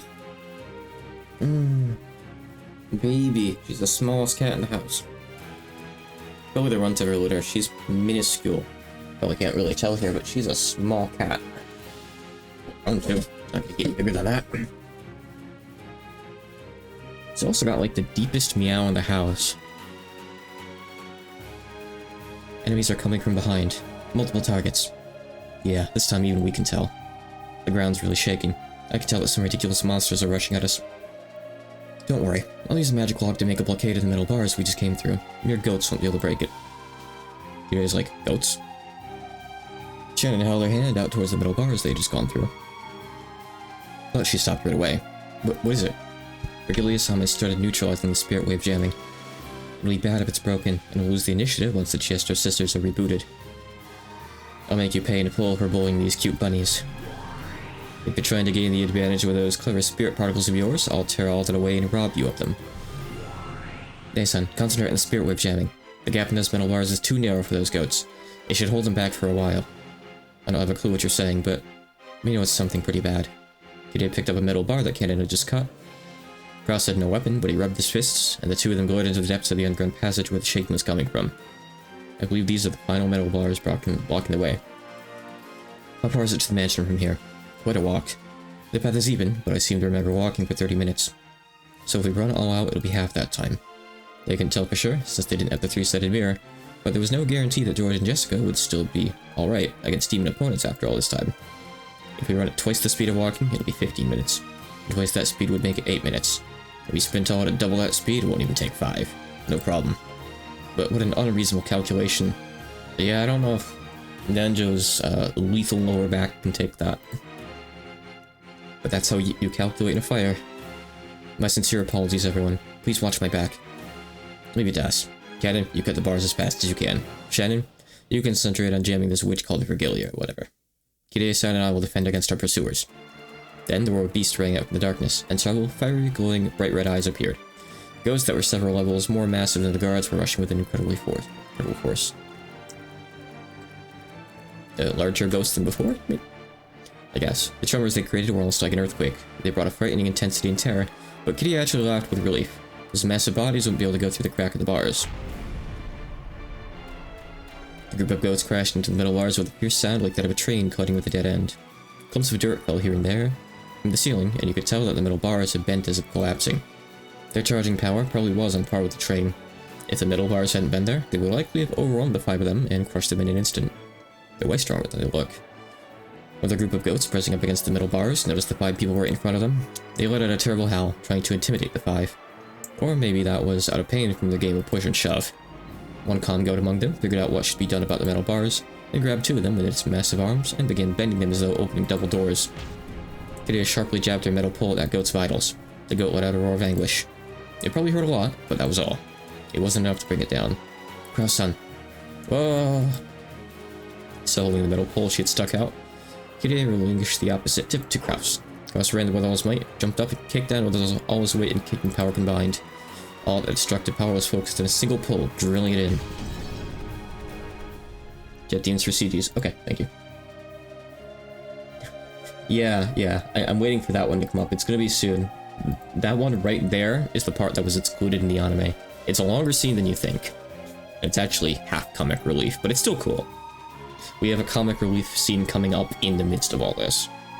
Are you okay? Please don't rub the affected area. I'll prescribe some medicine later. Take care. I want to see what Nanjo did. As the goat had taken a pile bunker to its vitals, right with teary eyes, it nodded its head.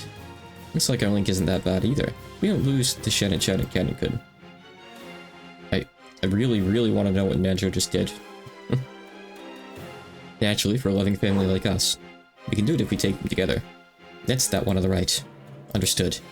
You really are a good wife. That Rudolph must have grumbled a little too much. Ooh, tell me about it later. Rudolph's son, suddenly turning pale in heaven won't do you any good, okay? The goat's massive bodies were buried in rose bushes. Even taking into account that a leg's power is 3 times that of an arm's, the strength surpassed common sense. To think that those massive bodies had been kicked in the chin and flown through the air. It was too fierce. Even George seemed a little surprised. To think that my kick works on monsters too. Now there's a shock. It's because of your counterattack style barrier. The attacking power that grazes you is added onto your own. Your kick has been supplemented by the other monster's superhuman strength. Oh? I don't really get it, but isn't that just perfect for me? No matter who attacks me, they should be prepared for a counterattack of equal measure. Non-aggressive defense. That's my policy. That's why Gap couldn't easily touch him. The counterattack style barrier had no defensive power. However, because of its countering ability, it could be useful in defense by making the opponent hesitate to attack. The goats had been foolish, and so had attacked without worrying, but this second effect had worked in full against Gap. These guys really are dull. When your power's even, it's always an advantage to have a smaller build. He lightly dodged the log-like arms. When those arms touched the barrier that protected George, they let off a strong red light. The tip of the counterattacking foot would then gain the same sparkle, and the superhuman power of the goat added to its own. The second goat fell forward and floated in the air for a second. Checking something. Okay. Then George's next round had his kick missed right over the falling goat's head. For an instant, the goat hoped it might get away with its life. But no, a heel was dropped onto the back of its head. It was forced to kiss the ground. Going from a high roundhouse kick into a narichagi is pretty basic, right? Works pretty well every now and again. This guy's a problem. Seriously, a problem. What do you mean, demons? What do you mean, witches? The rulers of Rakenjima are the Yoshimura family. I'll make you physically aware of that. You... The only way to finish off George, now that his body was wrapped up in a counter-attack-style barrier, was to deny him a chance to counterattack. Nothing to do but suck him into the abyss nest, then kick and drop him, kick and drop him, kick and drop him, until she kicked him to death. But George had already completely seen through the faint warning signs that told of the appearance of Gap's pitfalls. If he could jump over that next pitfall, then this time he would probably pulverize Gap's head with his whirlwind light kick, without holding back in the slightest. Justice had been done to his parents. She was able to envision that scene vividly. Gap hated Kinzo more than ever, for calling her out to this ridiculous island. Even though Runabe held out a shield, he had finally started using his hands. Without a more powerful shield, he wouldn't be able to block Jessica's fists anymore. The enchantment on Jessica's fists grew the more she fought. The pre-mating upgrade had already grown several times, and those fists had also been given an impact upgrade, a piercing upgrade, and a speed upgrade, making the fists worthy to fight on par with the demon. What's wrong? Starting to get tired? You're getting all slow. No, your movements and thoughts and kinetic vision have been rapidly enchanted. My movements have not changed from the beginning. Your movements are beginning to catch up to me. And you still won't fight back? This is my style. However, I cannot allow it to continue at this rate. It's about time for me to get serious and end this. Runabe's face turned into an expression he hadn't shown before. It was full of respect for Jessica in a truly demonic way. Because it was an expression he only showed for enemies who made him get serious. Kind of funny, Runabe is kind of fighting like George is, and Gap and Jessica are both fighting like on the aggressive as well. Whoa, what the? With a gesture of his whole body that you couldn't call elegant, Runabe held out a shield with all his strength, a shield the size and thickness of a wall. It was more tenacious than a simple shield. It literally was a wall. On top of that, with all of Runabe's magical power, it pushed Jessica back bit by bit. He had planned on pushing her back against the wall and crushing her to death. Looks like it. Jessica tried to break through the wall with both fists, but it was solid. Without any exaggeration, it was solid. Is this what you call serious? No problem, I'll break right through it. I will not let you this time. This wall was somewhat different. Here, let me to enchant it as well. When Runabe made a magic sign, almost like a ninja, the wall glowed red for just an instant, and some kind of ominous power dwelt within it. Jessica was able to recognize that almost immediately with her body. Every time her fist hit the wall, pain as the glass fragments had scattered and hit all of her body rounded against her. Yeah, he literally has a counter-attacking barrier too, actually. I upgraded it with attack reactive armor, an exceptional item that will decrease the force of your attacks by counterbalancing them, and which can even counterattack with reactive fragments. It's perfectly fine to keep punching at it, but doing so will damage you as well. In short, it's an endurance test between me and your wall. No problem. Will you fall to your knees first, or will you pushed into the wall first? And allow me to observe. Except I might break through it and smash that whole wall along with your face, right? Watch it.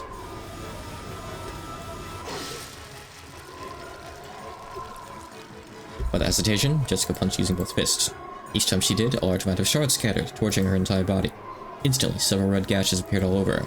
She grimaced at the intense agony, but her eyes were burning with fighting spirit, and her lips curved in a grin that stood in sharp contrast to the pain. Cannon, are you done yet?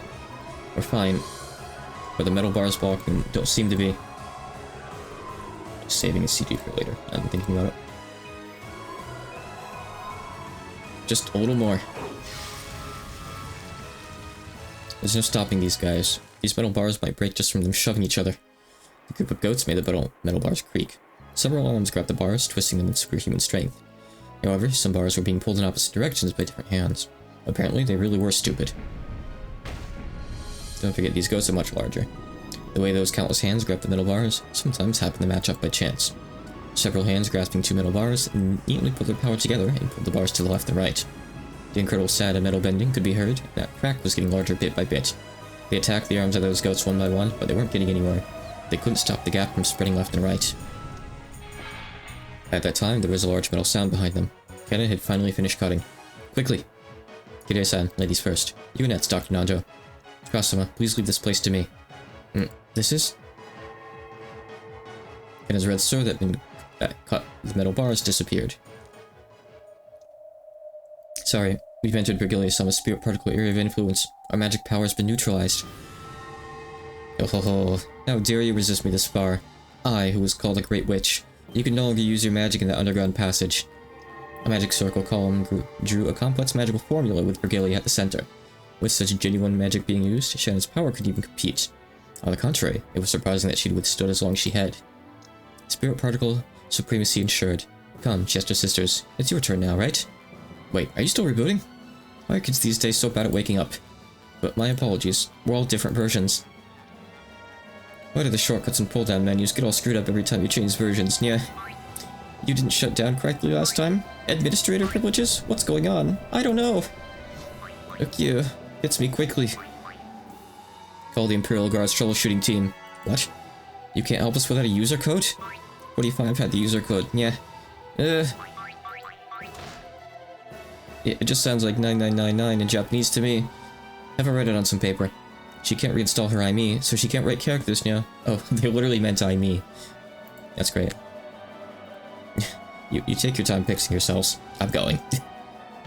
Sorry. The narrow underground passage was packed with goats, truly like a commuter train in the morning. Wrigley was again shocked by this congestion. What are you doing? Huh?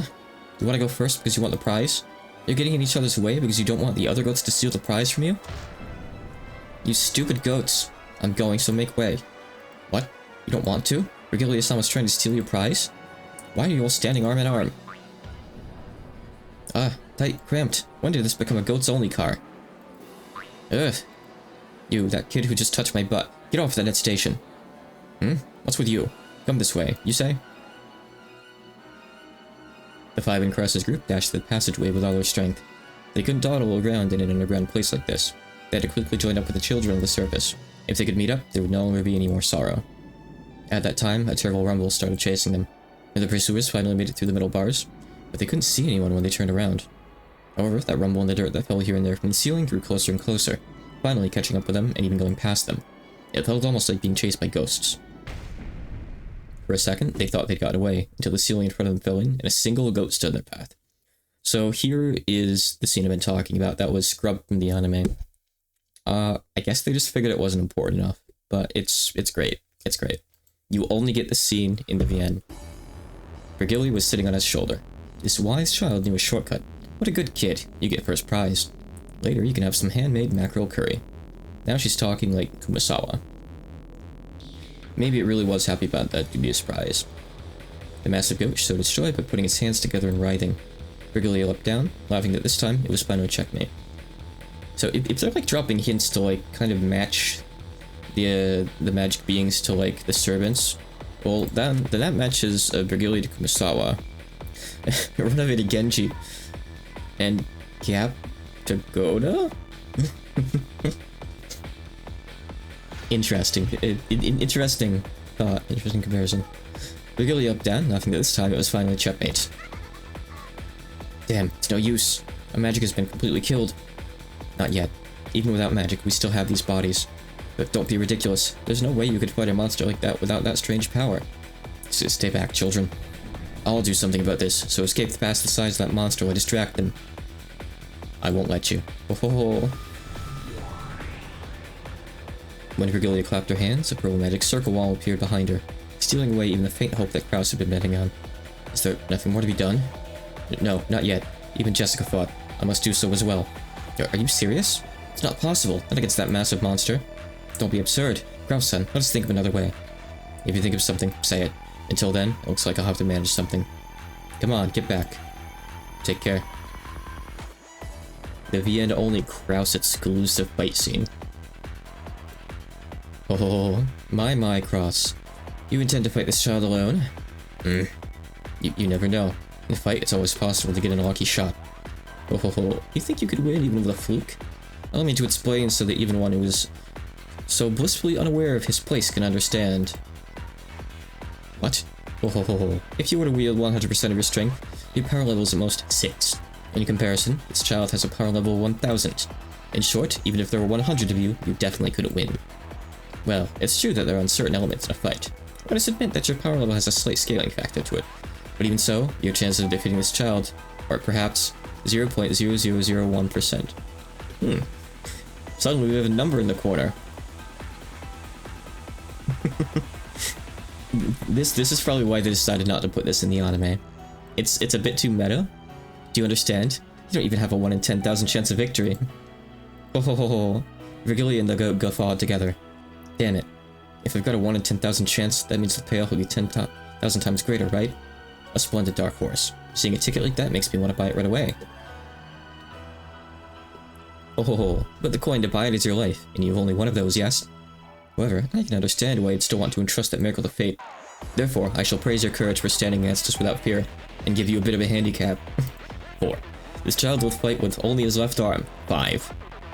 No, even so. I have absolutely no intention of losing to you. 6. Come to think of it, what's that bing bong noise I keep hearing? Very well, I'll take that challenge. Whether it uses his left arm or not, I'm sure I'd be killed with a single strike. I also only have a single chance at a strike. I can only bet everything on that. That's absurd, Kraus-san. I knew you used to do boxing, but that wasn't as far back. But wasn't that back as far as your college days? No, even if you were a pro boxer, there's no way you could defeat a monster like that with one strike. That would be true if it were a match in the ring. But will Kraus Nissan's chance to bet on this hope is faint? It does exist. He's betting everything on that hope. You aren't saying, well, there's no way that would work out. Kraus-sama, watch me. I'll settle this with a single strike. Oh ho ho, how shallow. I know what you're after. The distance between the two of them is more than 10 meters. If the goat and Kraus both step in with all their strength to settle the fight with a single blow, their power will be double what is normal. Both will crash together, so it's a relative 4 times normal. She's just thinking to herself right now. Even if on top of that, the strike lands on a weak point for a critical hit, that will only double the power again. You see, this scene wouldn't work without all this text, basically. It's impossible. It'd take an entire half an episode. In short, Kraus's maximum power level 6 times 8 would be 48 at the most. He might or might not be able to win if you repeated that lucky shot a full 20 times. Oh ho ho, if you're killed every time you take a hit and your damage still accumulates, let's see, perhaps you might finally win when we get to episode 24, yes? Oh ho ho, if only this series could stretch on so long. Either way, you don't even have a slight chance at victory. 7. Hey, seriously, what is that bing bong sound? Let me bet everything on a single strike. You have no reason to hold back either, Goat-kun. Come at me seriously. Oh ho, he's requesting that you go all out. Smash him with a single serious strike and turn him into chunks of meat. Some people probably know exactly what that is. As the goat got excited and beat his chest over and over, he took position as preparing for a sprint. Oh ho, is this what you wanted? Bet your hopes on the greatest limits of your power level. In despair? But even that gets you nowhere. 8. It rang again. What the heck? It's really starting to get on my nerves. Here I go. Ready? The goat howled in response. Then, with a match time that only the men confronting each other could comprehend, the two leapt forward like bolts shot out of the gun. Really impeccable timing, Rel. The men howled, collecting the strength from all over their bodies into one arm each. The goat's fire-glowing eyes clearly locked onto Kraus's face. He could perfectly see a vision of when he would step forwards, when he would punch through Kraus and blow him away, and when he would win perfectly. 9. The long, painful days up to that point drifted through the goat's mind. 10. Those painful days of training when his senpais had picked on him. 11. Those faint glimpses of the warm concern his senpais felt for him. And the joy of that day his power had been acknowledged, when he'd been accepted as one of the comrades. 13. I never showed proper respect to my parents. 14. That's right. Didn't I plan to wash my hands of this business when this job was over and return to my hometown? For anyone who doesn't know, this number is the number of death flags that they're setting up for the goat. I'm sorry, little goat sister. Your Nichan always caused you so much trouble. 16. And I actually have a childhood friend. I'm gonna marry her when I get home. 19. Yeah. No. Stop tripping all those loser flags. You can't handle that punch. Dodge it. It happened the instant before the two crashed and the punches crossed. You fool, Virgilia. Looks like you failed to make a calm and rational decision. You mustn't take that punch. Knock it aside. The very instant the goat's left straight and Kraus's right straight crossed, the goat obeyed Virgilia's order with super fast reflexes and pulled it straight back, repelling Kraus's punch. That's right, Virgilia's decision probably had been wise. After all, the number of loser flags amplifies the power level of one's opponent. That was close. If you had taken that punch after tripping so many loser flags, imagine just how great a force it would have been amplified to. Come on, from there, smash the completely open right side of the space with a single straight. With a right straight. What? That promise about fighting with only your left arm? Ho ho ho. Aren't promises made to be broken? 20. Yeah, tripped another one. I'm disappointed, Virgilia. You really have lost your composure. What's that? How was I not composed by noticing it beforehand and making him avoid it? But why is that, Kiria-sama? If they'd crashed like that, wouldn't it have been Krause's? Oh, I see. Even with 20 loser flags, that's not enough. That's not me adding that number real, it's real. And Vergiliae even commented on it. It's doing that. That's part of the game, and that's why this isn't in the anime. Krause's and the Goat's double rush made for ×4. With a miracle as an ally, the firm promise of a critical hit doubled it again for ×8. On top of that, there's an amplification of ×20. It equaled the number of loser flags, making for ×160. At a glance, that was an incredible amplification, but even so, Krause's power level was 6. And multiplied by 160, it only made her power level 960. Just barely below the Goat's 1000. That's why I said you weren't composed. It's your blunder. If they had crashed like that, you would have won. Oh, even if that were so, it all comes to the same thing if this right straight smashes Krause's head. Die, Yoshimura Krause! Take this, the strongest strike of the boxing world. Here it is.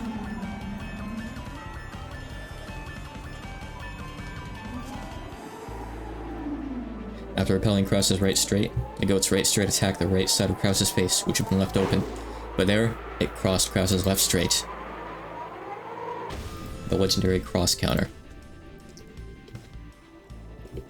The two punches crossed, and time stopped as each aimed for the face of the other. To think that it would be time for a simultaneous strike. But his power level stops at ×160, making it 960. It doesn't reach up to my child's 1000. No, Vergiliae-san, it's your loss. Why? You made him repel the first cross counter. Certainly, if another right straight after that were to hit, Krause-san would probably be in pieces. However, that was crossed. That's no good. Sorry, but this is a complete loss for you and this goat. A cross counter is 4 times the destructive power of a normal punch. This is common knowledge in the boxing world. And if it's blocked and the right straight hits, then it's a double cross counter with 8 times the destructive power. This is also common knowledge in the boxing world. And if that is crossed, then by the principle of leverage, the triple cross would multiply the destructive power by 12. This is also painfully common knowledge in the boxing world. It's even written in a Minmei Shobo book. Krause-san's power level is 6. The rushing from both sides is ×4. The critical strike is ×8, and ×160 for tripping too many loser flags, and ×12 again for the triple cross counter. ×1920, his power level was 11,520. Krause's punch now had the power to easily win the first Tenkaichi Budokai. This result brought about by Krause-san's persistence. God damn it. In not giving up on victory until the end, and your pride. Without either, this strength would not exist. You fought well. You may now fall. Najo clapped the goat on the shoulder. Your Oni-chan gave it his all. As the sparkling drops from the goat's eyes scattered, he bent backwards and fell on Vergiliae. Yeah, heavy, get off me! The goat's massive body was too heavy for the slender Vergiliae. She rolled around with it on top of her, but it didn't look like she'd be able to escape. In that instant, the barrier Vergiliae had sealed broke. Don't take it personally. It was the principle of leverage that led to your defeat. I wonder how the principle of leverage applied to that counter. It's an eternal mystery. Let's escape while we can. You take care too, Goat-san. Well then, excuse us, Vergiliae-sama. Audible bow. Wait up! Get this off me! Gap. After that, there was nothing to block their way. They ran intently through the underground passage.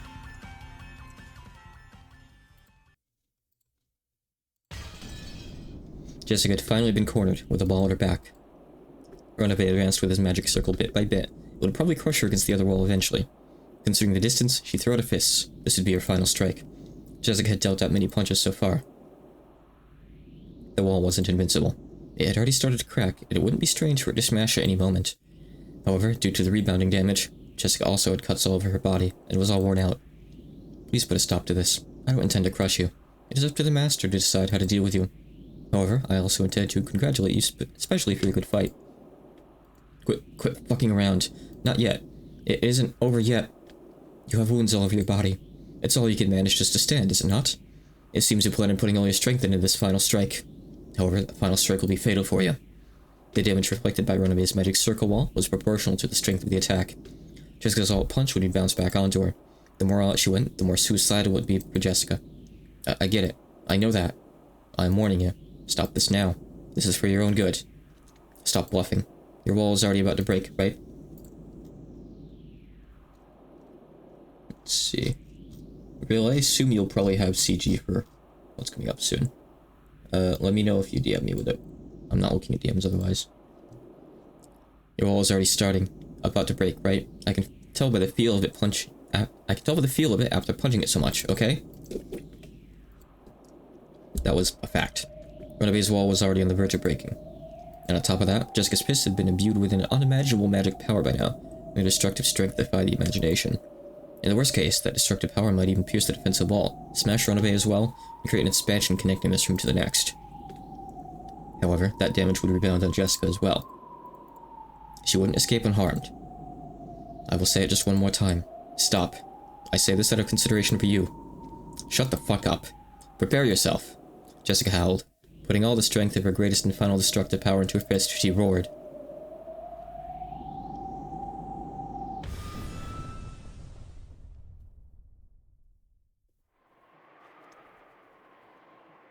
The three goats had been beaten down long ago. Without straining to breathe in the slightest, George cautiously closed the distance between him and Gap. He was after her. He was planning on bringing her down with a single strike. Gap was also aiming for a single strike. If she let that chance slide, she would be killed this time. Are you going to use your pitfalls? Eh. Even the tiny opening during the time it took to open the hole would prove fatal with George as an opponent right now. Gap cautiously calculated the distance and timing, but even as she did, George closed the gap between them. If you won't come, I will. Go ahead. There's no point in cheap tricks anymore. I'll settle it, with this kick of mine. For an instant, she thought George's body blurred, and then only his jacket was floating in the air. The much she thought, darkness covered Gap. George, with his heel swung up high, was attacking the sky like a massive dragon. It worked. This is my victory, Ushidame George. What? Gap opened a vast pitfall with her in the center, swallowing up George along with herself. The two were swallowed up by the pitfall and spat out from the ceiling of the arbor. But that was what Gap had been after, so she alone landed lightly. However, there was another pitfall in George's landing spot. Yeah, gotcha, Ushidame George. It was fun, so die. You should be the family head, she would be wasted on the likes of you. So I'll finish you right here, right now. George once again fell from the ceiling of the arbor. He had probably been dropped the same distance as falling off the roof of a two-story building. In the sky, he couldn't control his posture in any way. It was impossible to resist or defend or avoid. As Gap spun like a whirlwind, she concentrated all of her energy on the sharp tip of her stiletto heel. This was the final strike to form his requiem. The final strike of the Queen Bee that would bore into heaven, knocking down into the true abyss. Welcome to the abyss. This is the end of the line for you. She closed in on her prey and stuck her foot up into the sky. At that time, she saw George's face. Even though he was in midair. Yeah, no, it's really good. He was calmly adjusting his glasses with the middle finger of his right hand. His posture was still preserved as that of an axe kick. Without the faintest deviation, he aimed for Gap's forehead. I had already hypothesized that the smooth would come up. What? If I jumped to make the person on the ground taste my heel, my posture would have collapsed long ago. However, my posture hasn't collapsed in the slightest. Do you know why? You don't mean. From the very beginning, I'm to make a person 2 stories below taste my heel. It's your loss, miss. Ding dong. Whoa, take this. The final strongest punch that Jessica had raised reached the wall and was sucked in. It was sucked into a black large hole that suddenly opened in the wall. Well, I did tell you to stop. Surely there's CG for this, right, Real? Do your job. This is... Actually, I wasn't even close to being in a pinch. Sorry. Jessica's fist had gone for George's stomach, and George's axe kick had lined up on Jessica's head. The shocking destructive power imbued in Jessica's fist crushed George's organs and scattered his abdomen. Oh, there is. Okay, thanks. Oh, they don't actually have anything in the moment of impact, huh? I'm kinda shocked. Wow. Now it's Happy Mario. The same destructive power in George's axe kick smashed out of Jessica's head and scattered its contents in the same manner. Didn't I tell you about a witch's acting prowess? Hey, Beato, what do you think? Were you watching? Surely she was. Not bad, just as planned. You really do get a Gap. Woohoo! Beato and Gap casually high-fived each other. MatPat is stunned at the total whiplash. Here's them, by the way. Here's poor George. And here is poor Jessica. You can actually see all this in motion in the anime. Again, I highly recommend it. Thanks, Runabe. Thanks for the gift. I'll return Jessica's corpse. Separate the corpses of the two who are close. Does this mean the second twilight is over? Apparently they count as the two who are close. Gap dropped Jessica's corpse through a pitfall. And all the chunks were thrown into Jessica's room, as carelessly as throwing something into the trash. Jessica's corpse and lumps of flesh fell from the ceiling and poured out all over her room. Whatever shook his head lately, this gruesome change of scenery. My apologies, Jessica-sama. I did warn you. However, the true art of us demons, that is, of seeing this conclusion and giving you advice I knew you wouldn't listen to, really isn't something a human could understand. That's very possible, real, but It really was fun, kid. But you play with words a bit too much. Maybe it's about time I started fighting back really the best you've got? Are you trying to be someone from a light novel or something? In the arbor brutally decorated by George's and Jessica's scattered blood and guts, Gab enjoyed a loud laugh for a while. But she quickly realized that, in all seriousness, this was a little too filthy and undignified, and she snapped her fingers.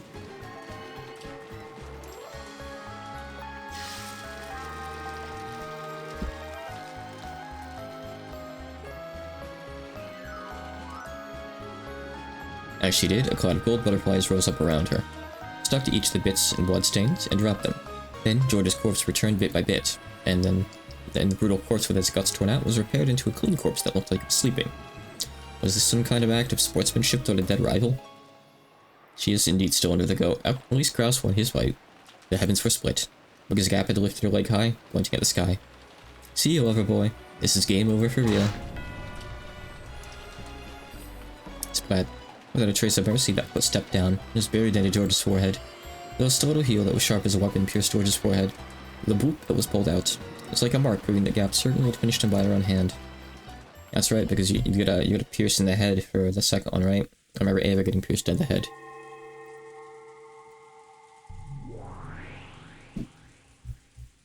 Runabe also returned Jessica's corpse to its original form.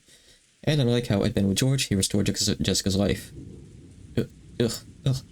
What in the world is this? A dream? No, that is wrong. You certainly did pass away, Jessica-sama. You should be well aware of the memory of your final moments. Jessica's mind was burning. For some reason, she remembered being thrown somewhere, and having George's heel smash her head. Am I alive? No, you are dead. With my magic, that will only be postponed for a scant 3 minutes. After 3 minutes, the magic will end, and you will return to being a tragic corpse with half of its head crushed. What'd you say? Heh. Death is brutal. In most cases, you aren't even given the time to ready your heart. But to praise you for fighting so bravely, I've decided to give you this time. Perhaps you should sort out your regrets from this world in those 3 minutes. I can also decide to take you along with me during those 3 minutes. But the power that had burned through Jessica's body until a second ago had been completely lost. Jessica was aware of that herself. She was already dead. Jessica wa mou shinderu. And that is all for me, if you would excuse me. It was fun, Jessica-sama.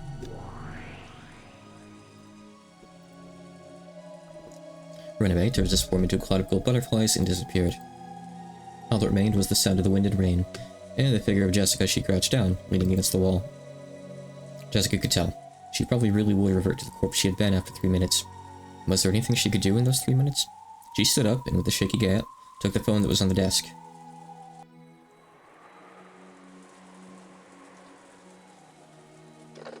Hello? Is that Jessica? Jessica! What is it? Are you okay? They got me. Are you okay? Did you get injured? I'll come to save you right now. No, it's already too late. I'm already dead, so I hear. By the time you got here, Battler, I'd be a corpse with half its head split open. Crap, that damn geezer. Wait there, I'm coming right now. Listen to me, Battler. Listen closely, okay?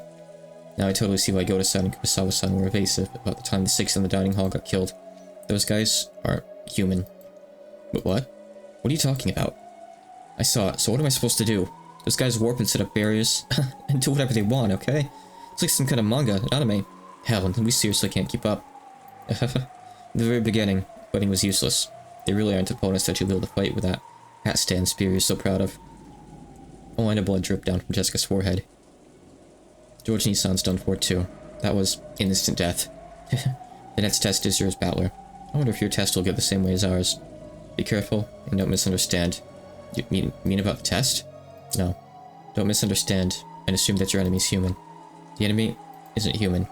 The demons that can freely wield the terrifying magic. No matter what, don't get the wrong idea about that. Be careful. Oh, and the blood dripped down from Jessica's mouth as well. The left half of her head started hurting. Jessica realized that she was about to return to the corpse she'd been. When 13 people die, the Golden Witch will revive. 6 were killed, including Mom. That's the first Twilight. Then George, Nissan, and I were killed for the second Twilight. So once 5 more people are killed, the ceremony will be complete, and the witch will arrive. I hope Dad and the rest are safe. If they aren't, we want to test you. It might be the resurrected Beatrice herself. Battler already didn't understand what Jessica was saying, but from her tone, he realized that she knew she was about to die. So even though he didn't understand the situation, he urged her to give it her all. I said I'm already dead. See ya. It looks like it's time. Good luck on your test. I hope you can become the head.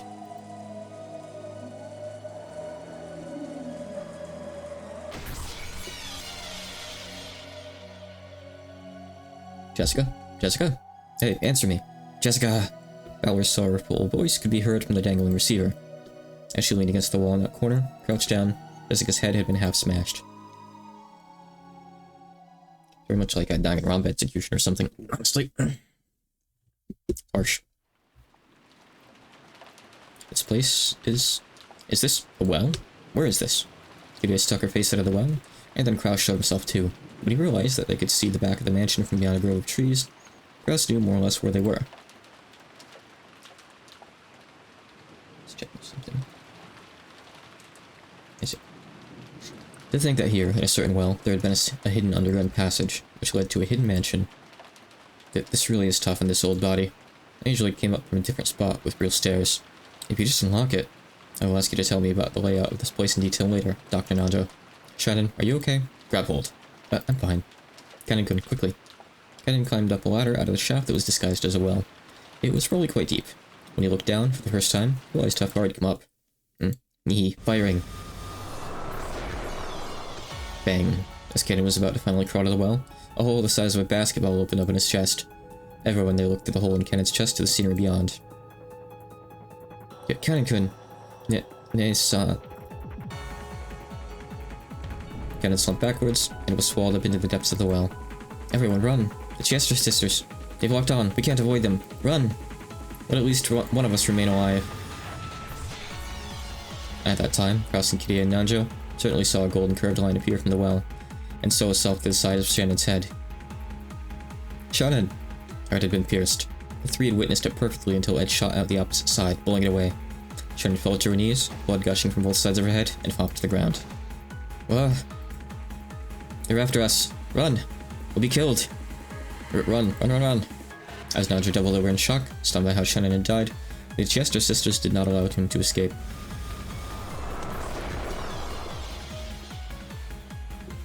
A curved line again appeared from the well, and pierced from Nanjo's forehead to the back of his head in an instant, sewing through him. And so, Nanjo passed away. What the? Why? Where's the enemy coming from? We're being sniped. I don't know where from, but they've honed in on us perfectly. Let's escape into the mansion. Block their field of vision. The two dashed toward the back door of the mansion. Then, right as Kraus was about to shut the door behind him, a golden curved line appeared for the 4th time, piercing Kraus from the back of his head to his forehead and smashing that forehead. Good. Ugh. Eek! Eek! Kraus's body leaned over, fell down, and drew a neat radial pattern with the insides of his head. Kiria ran wildly through the hallway, flew into some room, and locked the door. But even so, she wasn't even remotely convinced that this had saved her life. She would probably die soon. This was apparently one of the guest rooms. At that moment, Kiria's eyes fell on a phone on a side table.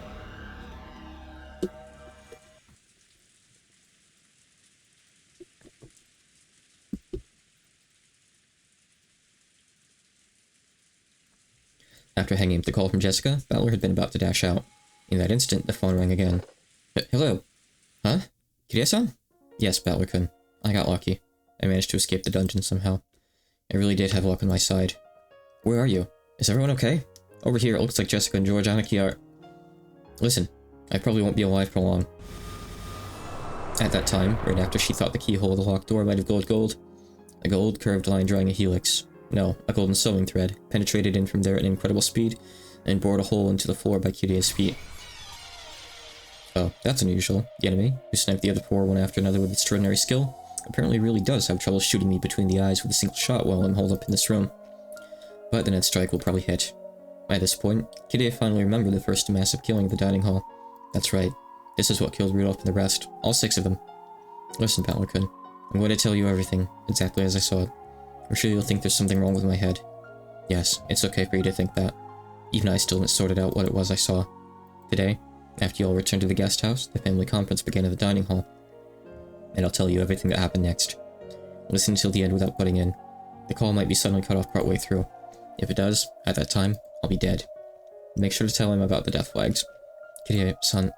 Then, Kirie spoke about Kinzo appearing and the family conference starting, about the 6 being killed and the 5 of them being confined, about how she'd escaped somehow and ran away to where she was now, and how everyone had finally been killed. It was all spoken dispassionately, with no dramatization, just as she'd seen it. Oh yeah, yep. We'll eventually get some battle, Kino. She even spoke about how everyone except her had been killed, and how she'd observed them moments while their deaths, and even now, someone was trying to kill her. Actually, even while we've been talking, I've been attacked 3 times. Something like a strange gold thread keeps flying through the keyhole, spinning around and aiming for me. First it was by my feet, next it was close to my shoulders. Just now, it grazed my ear. Its aim is getting more and more accurate. Looks like it'll go right between my eyes pretty soon. But run, Kirie-san! Run away! Where to? I've run this far. Shut myself into a room, and even locked the door, right? Now that I'm still being pursued, just where should I hide? Hey. Kirie-san. Hey, Battler-kun. Are Jessica-chan and George-kun still alive? Not long ago, I got a phone call from Jessica. It kinda sounded like they were done for. Thought so. Yeah, when we were being killed one after another, I had a kind of premonition. I thought that perhaps the second twilight had been finished in the ceremony of killing 13 people, before our twilights had been reached. In short, when I die, that's 13 people. This way, the ceremony is complete. The Golden Witch Beatrice will resurrect. I wonder what in the world will happen. On this island filled with demons and witches, and swimming with goat monsters, I wonder just what will happen when even the leader of them all, the Golden Witch, appears. By now, I don't have a clue what's going on anymore. Kirie-san's voice had completely given up on her own life. Because Battler understood that, he couldn't stop the tears. There's just one thing I can advise you on. What? If a demon or a witch does appear in front of you, yeah? There's no need whatsoever to doubt whether it's real or not. Understand that it is what it seems to be. You might think that there must be some trick, or that there's some true nature hidden behind it.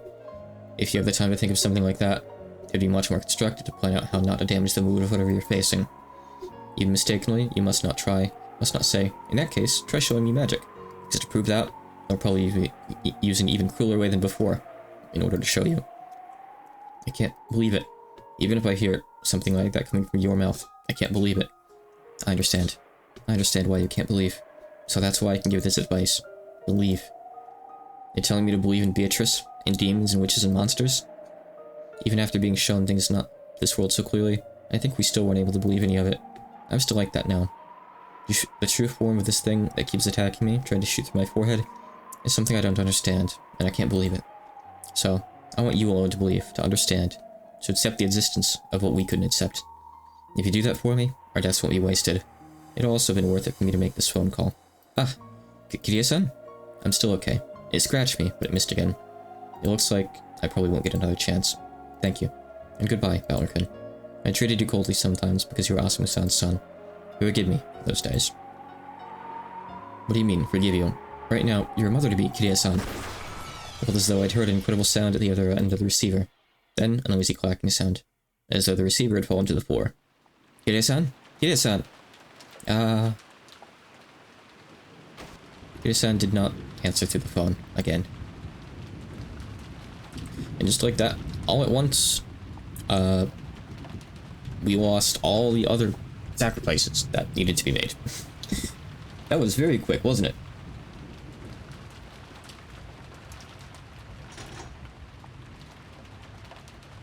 Let's see. Right, give me just a moment for a quick break, okay? Then I'm going to keep on reading some more uncharacteristically for a while longer because I'm having a good time. I'll be right back.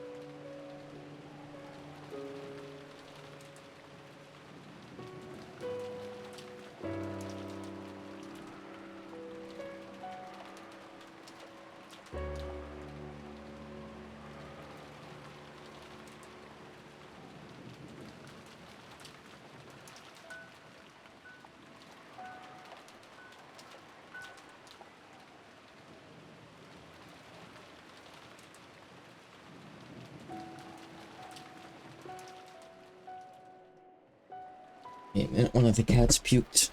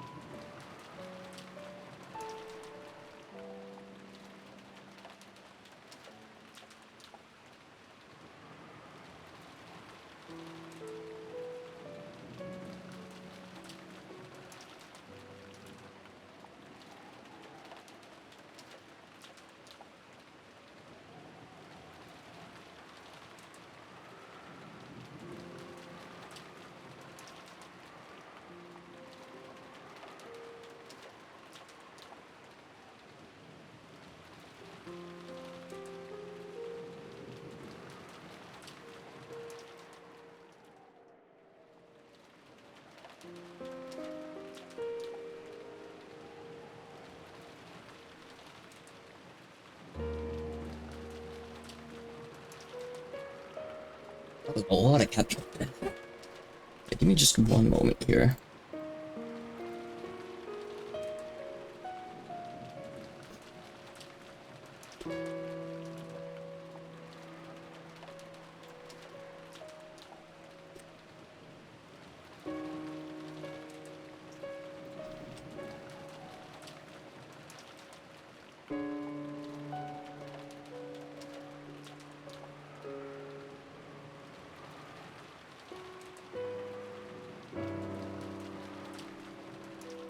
Putting out some timing related stuff with friends later on, that's all. Don't mind me.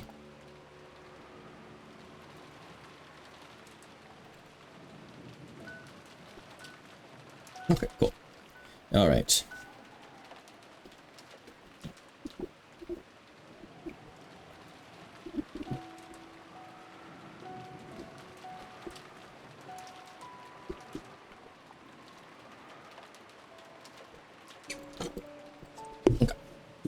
Coffee's done. Have a full coffee. Alright. I don't know why you're mad, Battler. You don't? Everyone was killed. That damn geezer. Who was saying something crazy about Beatrice's resurrection ceremony or whatever. I still think, yeah, there's still an update in here. There is a good reason for that. Basically, the bodies have yet to be discovered, you know. Anyway, save too. So by now, 13 people have been offered as sacrifices. And it's already time for Beatrice to revive, right? Yeah, actually. Yeah, good and Gustav are still alive, you're right. I totally forgot about them, honestly. I haven't seen them all today. Sure, that sounds great. I'll pull on Beatrice too and kill them both. We've survived the ceremony. So, we're receiving an invitation to the Golden Land from Beatrice.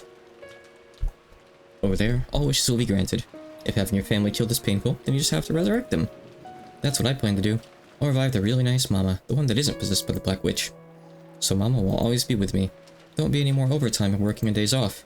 She'll always be with me and think only of me. Hee. And she'll always fight against fearsome enemies for my sake. Hee. There's something wrong with you. Why are you saying something so incomprehensible in a situation like this? Didn't Kitty just tell you, Battler? Didn't she tell you to believe in the witch? Oh, fuck. This is no time to get in an argument with you over something like this. No, honey. Now there are no hostages or anything. Anyone left alive. This weird shitty ceremony game is already over. Let me do what I want now. Someone might still be alive. Or someone might be hiding. I'll search everywhere, find them, and beat the shit out of them. In a rage, Fowler grabbed his hat, stand, spear, and flew out of the room. Mario watched him go, looking bored. Even though Beatrice will grant their wishes soon anyway. Stupid Battler. Hehehe. At that time, the phone rang out again. Mario stood up and grabbed the receiver. Ooh. Hello. Ooh. Ooh. Of course, the sound of the phone also reached Battler's ears as he was about to dash out of the house. With a violent forcefulness, he turned around and dashed into the cousin room. But Mario, who was the phone call from? With a terrifying look on his face, Battler yelled at Mario, who was on the phone. You couldn't blame him. Right now, the only humans left in this island were himself, Mario, Kota, and Kurosawa. And I guess Kinzo if you count him. But there was no way those two could call after being locked up in the gardening storehouse, which meant there was only one person left. It had to be Kinzo. Yeah, like I said. After continuing her pleasant chat with the person at the other end of the phone for a while, Maria slowly turned to face Battler. Then, with an unsettling expression on her face, she laughed. Hee. It felt almost as though the person on the other end of the line was chatting with Balor. Moria, who's on the phone? Grandfather? Balor could imagine that this was the case. After all, it was inconceivable that Moria would talk intimately with Kinzo, that she would be chatting about Balor with that eerie smile on her face. So just what kind of person could be on the phone, who could make Moria chat with a smile like that? At that time, in the back of his mind, the words Kitty had spoken to him drifted up. If a witch does appear, there's no need to doubt it. Just believe that it exists. Yeah, Balor just came back. He sure is jumpy. Hehehe. Moria, who's on the phone? Who? Hand it over? Sure. Here, Balor. After getting the consent of the person on the other end, she held the receiver out to Balor. Here. Moria held the receiver out for him to take, as though it was perfectly normal. Balor hesitated just a little bit before taking the receiver. After all, by accepting the existence of the person at the other end, he'd have no choice but to acknowledge them. As Kadia said, there is no longer any need to doubt that they exist. Balor took the receiver. As he did, Moria briskly left the room. Balor, who was a bit scared to find out for sure who was on the other end of the receiver, questioned Moria before taking the call. Hey, where are you going? To where my test is. I wonder who the next Yoshimura family ahead will be, Balor or me. Hehehe. Don't go. You'll be killed. I won't be killed. The ceremony's already over. And even if I'm killed, I'll be revived. Whether one of us becomes the head or not, we've already been invited to the Golden Land. See you. Wait. Moria. Balor stretched his hand at Moria's back as she left, but the cord of the receiver that he was gripping stopped him, just like a chain. He readied himself. Balor put the receiver to his ear. Yep, hello? Congratulations! And I'm fine. And you? Yeah. Screwed up, mocking English filled his ears. It was the voice of... Oh. We get the vocal version of Happy Barya here. It was the voice of a woman he didn't know. Who was it? The inside of his head was starting to freeze up. Who was it? What do you mean, who was it? Was she in a battle? Normally you'd answer, yes, I'm fine, right? That takes me back. You do that one in middle school, right? That thing you do in pairs. Yeah. You're insane. Who are you? Answer me. Say it in English. Isn't that your specialty? Don't fuck with me. Who are you? An underling of that damn geezer? Underling is a mean way to say it, is it not? At least say prisoner. And Kinzo is my prisoner, right? Waha. That last laugh didn't sound like it was aimed at Balor. It was almost as though Kinzo was right next to the phone, cackling as well. Say your name. Who are you? Who? Guess right, and you could win a free trip to Hawaii. Ah, yeah. Finally. It was so long. The days leading up to today were really long. Yeah, you're definitely... Today has been the best Umineko stream so far. It's been like all the really good stuff from episode 4, which is one of the best episodes. You could have joined any time in the past 2 hours and it would have been the best time, honestly. I seriously waited 1,000 years for today, get it? I owe it to you, my big resurrection. Thank you, Kinzo. Just for you, I'll win the near to that last. I'll take that move back of yours. My, aren't you getting a tad too excited? Couldn't you act a bit more ladylike? Kinzo and Beatrice sat facing each other over the chessboard on the reception table. There was expensive cheese and snacks to go with drinks, and there were several empty wine bottles lined up. As Beatrice rolled around on the sofa in an unseemly way, she happily held a wine glass in one hand, and was probably completely drunk. I'm in the best mood today, so here's a huge bonus for you. Hey, Kinzo, don't use Chateau Beatrice as a decoration. It's from 1947, right? If you don't open it today, just when do you plan on opening it? Let's drown ourselves in it and play. Then let's whack each other with the empty bottles. How amusing. You're getting too excited, and you're letting loose too much. And what about you, Kinzo? Aren't you happy to be reunited with me? Ah, it's the living world, the earthly world. Long live my flesh. What are you going on about? Are you saying that you're Beatrice or something? Yes, I am. Thanks to Kinzo's 13-person murder ceremony, I've finally been resurrected. It's nice having a mouth. It's nice having a tongue. How fun it is to be able to talk to you like this. Come to think of it, even though we slapped each other with abuse so many times, over and over again, this is the first time we've had a conversation like this on the board during the game, isn't it? How very fresh. Oh, did you hear that pop sound just now? He opened it. He seriously opened that Chateau Beatrice. Do you know how much a single bottle costs? Almost as much as a whole 10-kilogram ingot, you see? Cut the crap. Beatrice? The Golden Witch, you say? Give it a rest. Where are you? Is that damn geezer with you too? I'll beat the shit out of both of you. Where are you now? Answer me. Oh, so you want to meet me? It's tough being such a popular woman. But please, don't try to chat me up when Kinzo's around, okay? This guy gets seriously jealous, so he has a bad temper, you see. But when Kinzo isn't around and we're all alone, I'll love you all you want in secret, okay? You're insane. Kinzo, I've changed my mind. I won't do Mario's test. You go. How fickle. So are you saying you'll do Battler's test? Nothing wrong with that, right? That guy's so much like a younger you that it makes my heart race. Don't worry, I won't cheat on you. This will be the only time I'll be alone with him. I'm always alone with you in bed, right? But no more tying me to the bed with a collar, okay? Well then, Battler, I, the Golden Witch Beatrice, will be conducting a test myself. As for the place, yes, let's make it the front entrance to this mansion. Battler, make sure you try seriously hard at this test to become the successor, okay? I mean, Kinzo's practically dead at his feet. If you become his successor, you'll be the new owner of everything on this island. If it's you, I wouldn't mind becoming all yours, see? Rule over me just like Kinzo did, okay? The front entrance of the mansion? Perfect. You drunk bastard. I'll sober you up. I'll fix that hangover with a burning punch. Prepare yourself. Battler impulsively summoned the receiver down. There's no need to talk through it anymore. I'll meet her face to face and settle this.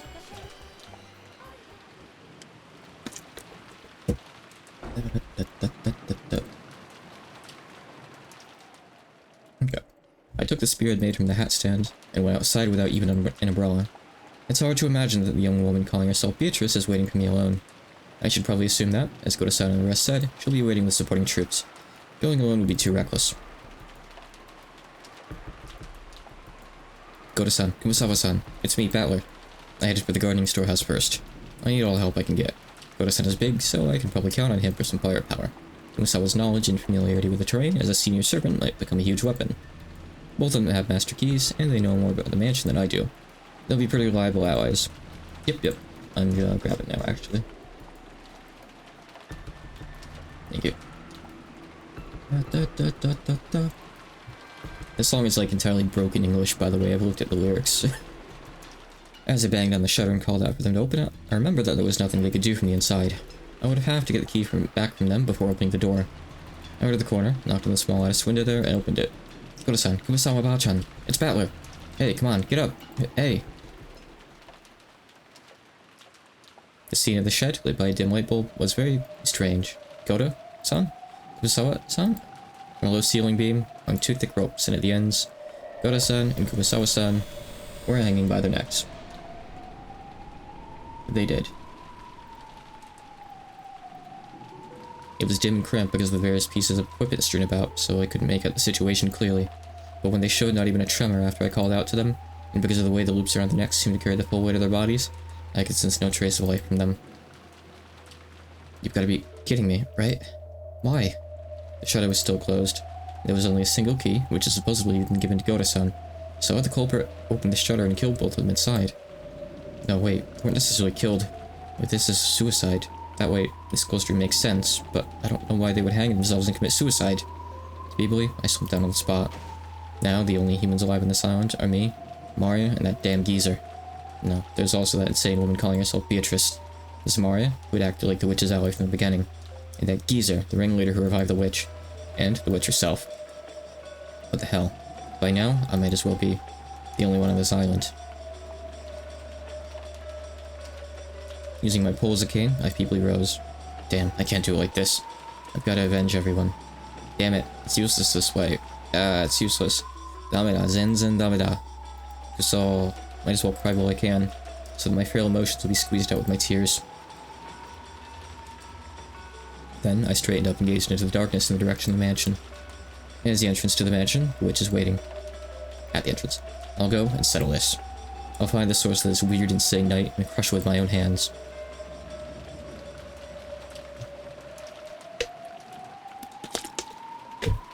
I'd forgotten just how good episode 4 was. I'm really getting into this.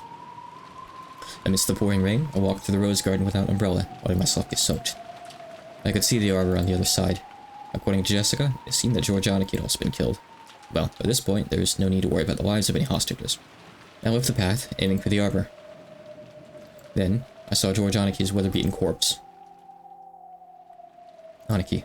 Damn. The corpse was in front of the arbor. If he had died under the arbor, he might have at least been spared being beaten down upon by the rain. In Anaki's forehead was a gaping hole, as though he'd been shot with a gun. Perhaps because the rain had washed everything away, his face wasn't covered with blood, so he looked almost like he was sleeping. However, his clothes were stained a deep red, and there were still signs that a large amount of blood had flowed out. So he's got a different death wound than Jessica gave him. It's not his stomach, it's his head now. Which, they did, like, explain, I think, that he was gonna get, like, Gap plunged her sword out into his forehead.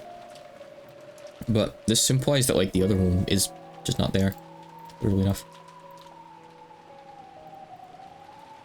But even though the rain spread against Anaki's eyes, they remained open. And the hole in his forehead was no joke, but absolutely real. There had been a faint chance that even Goto-san and Kumasawa-san hanging by their necks in the gardening shed had been them playing a bad joke. But the naive possibility had now been completely denied. It'd be an incredibly bad joke. And, as I looked at this corpse, I became completely sure. Just as Goto-san had once said, the enemy had come to take lives like pieces on a chessboard. There's no mistake. It seems that old geezer and the witch really don't view our lives as anything more than that. The damn witch said something over the phone. Something about us being on the game board. Perfect. I see. She thinks this is a game. Then if you killed everyone like it was a game, it's okay if I kill you. You all like it's a game, right? Prepare yourself, Beatrice.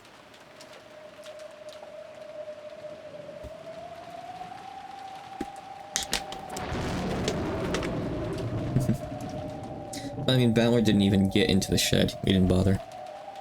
The lightning caused the mansion's vast shadow to rise up. Finally, the mansion. As the massive shape came into view, there was no silhouette of any person. Also, you mean like how much food they'd ate? That could vary though, they could have decided they were hungry or something. The rations and blankets wouldn't tell you anything. If anything, you'd have to see if there was like some kind of struggle maybe, but I guess you could clean that up. It's kind of hard to like hang someone without injuring them in some other way first, while like restraining them, you know.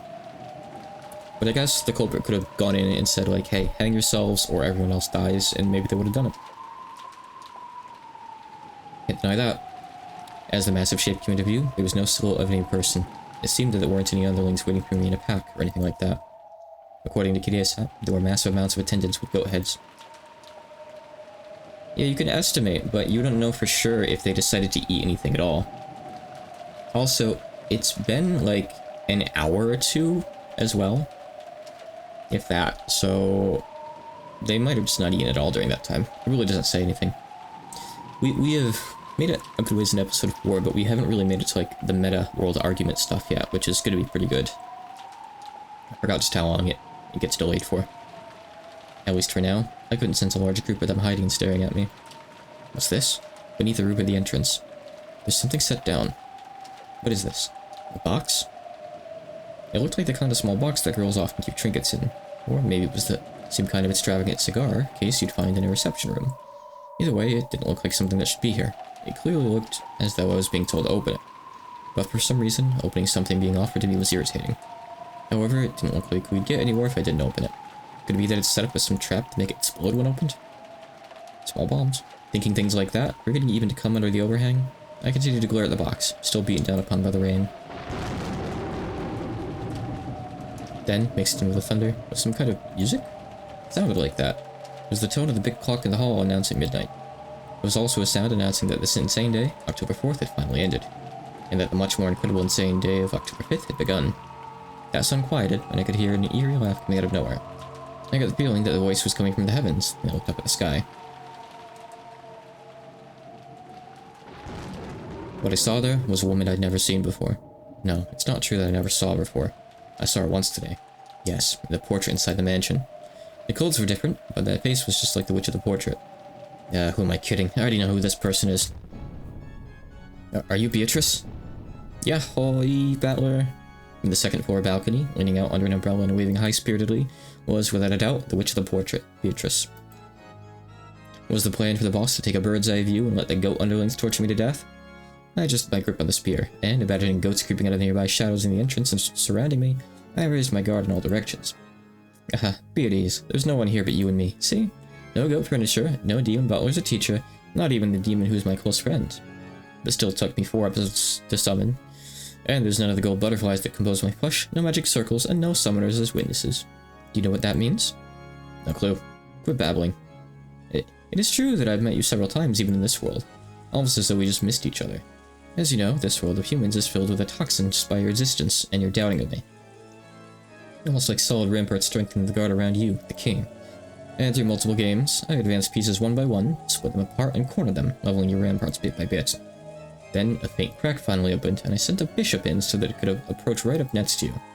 As you know, bishops are pieces with blind spots. As long as you stay in the black squares, a bishop on black can wield a massive influence. But if you escape just one step to a white square, even if I close in right next to you, I will not be able to touch you. That is why I progressed through this game by sending in various pieces to prevent you from staying in a white square, forcing you out in front of me, the one who controls the black squares next to you. However, there are now holes opened all over your ramparts, and I was able to send in not a bishop, but a full queen. Do you know what kind of piece a queen is? A rook plus bishop. Is this what you're trying to say? That now you not only control the black squares that are part of the illusion of the witch, but have been able to eat into the white squares of the human world at will? That is correct. You have been calling the squares with the gold butterflies that are my minions the illusion of the witch, and you've denied them as unobserved unrealities, right? I know. For that very reason, I have openly descended to the white squares like this. Do not worry, I'll call plenty of gold butterflies and goats, demons and witches later. If you wish, I'll invite you to the Golden Land. There, any wish can be granted. It's starting to look like someone knocked an ink bottle over the chessboard of this island. I see. A pleasant phrasing. Soon, you'll be covered in ink as well. You will finally become covered with pitch black and will surely become a black king. You really are pitiful, drowning in a sea of ink right now, aren't you? No, that's wrong. I'll admit that the island's been stained completely black from your ink bottle, but there's still a white square left. Oh, where? Right under my feet. Your ink of magic tried to cover the entire island, but it can't cover the ground my feet are standing on. Even if this island seems to be stained pitch black at a glance, I'm me. I'm here, stepping on a white square. It's strange. Until a second ago, I was shivering all over. But now that she's appeared openly before my eyes like this, my terror has actually lessened. Interesting. Ghosts are most terrifying when you can only sense them. When you can see them, and when they have a face you can put your fist into, there's nothing scary about it. However, she definitely isn't an interesting or friendly person. She can kill me instantly by snapping her fingers while rolling around giggling. Whether we interpret the result of her snapping her fingers as magic flying at me, or knowing showing up to shoot me, it doesn't matter. Anyway, whether this is fantasy or mystery, that queen is in a position where she can kill me by just snapping her fingers. I see. So does this mean she's the queen of this island? Reigns over both the white and black squares? Well then, it might be amusing to wait until you catch a cold and all that rain, but it's about time to move to the matter at hand. Can you see the box down there? Your test is inside it. Wait, after all that's happened, I'm not interested in some stupid game about who'll become the successor. My game is to take you and that damn geezer, and all of you guys who killed everyone, and smack him with a G and punch. One of those face crushers. Oh, so you'll fly through the air up to my balcony? Very well, very well. Then look, come on right now. Here, up. Damn you, acting so carefree just because you're in a completely safe place. I'm coming over there right now, so prepare yourself and wait for me. No, the door's locked. Of course, the shutters are down for all the windows. My castle isn't so fragile a single night like you could break in. I tried opening the door to the entrance anyway, but it really was locked. When I looked around, I noticed that the shutters were closed in the windows after all. Normally, those would be closed.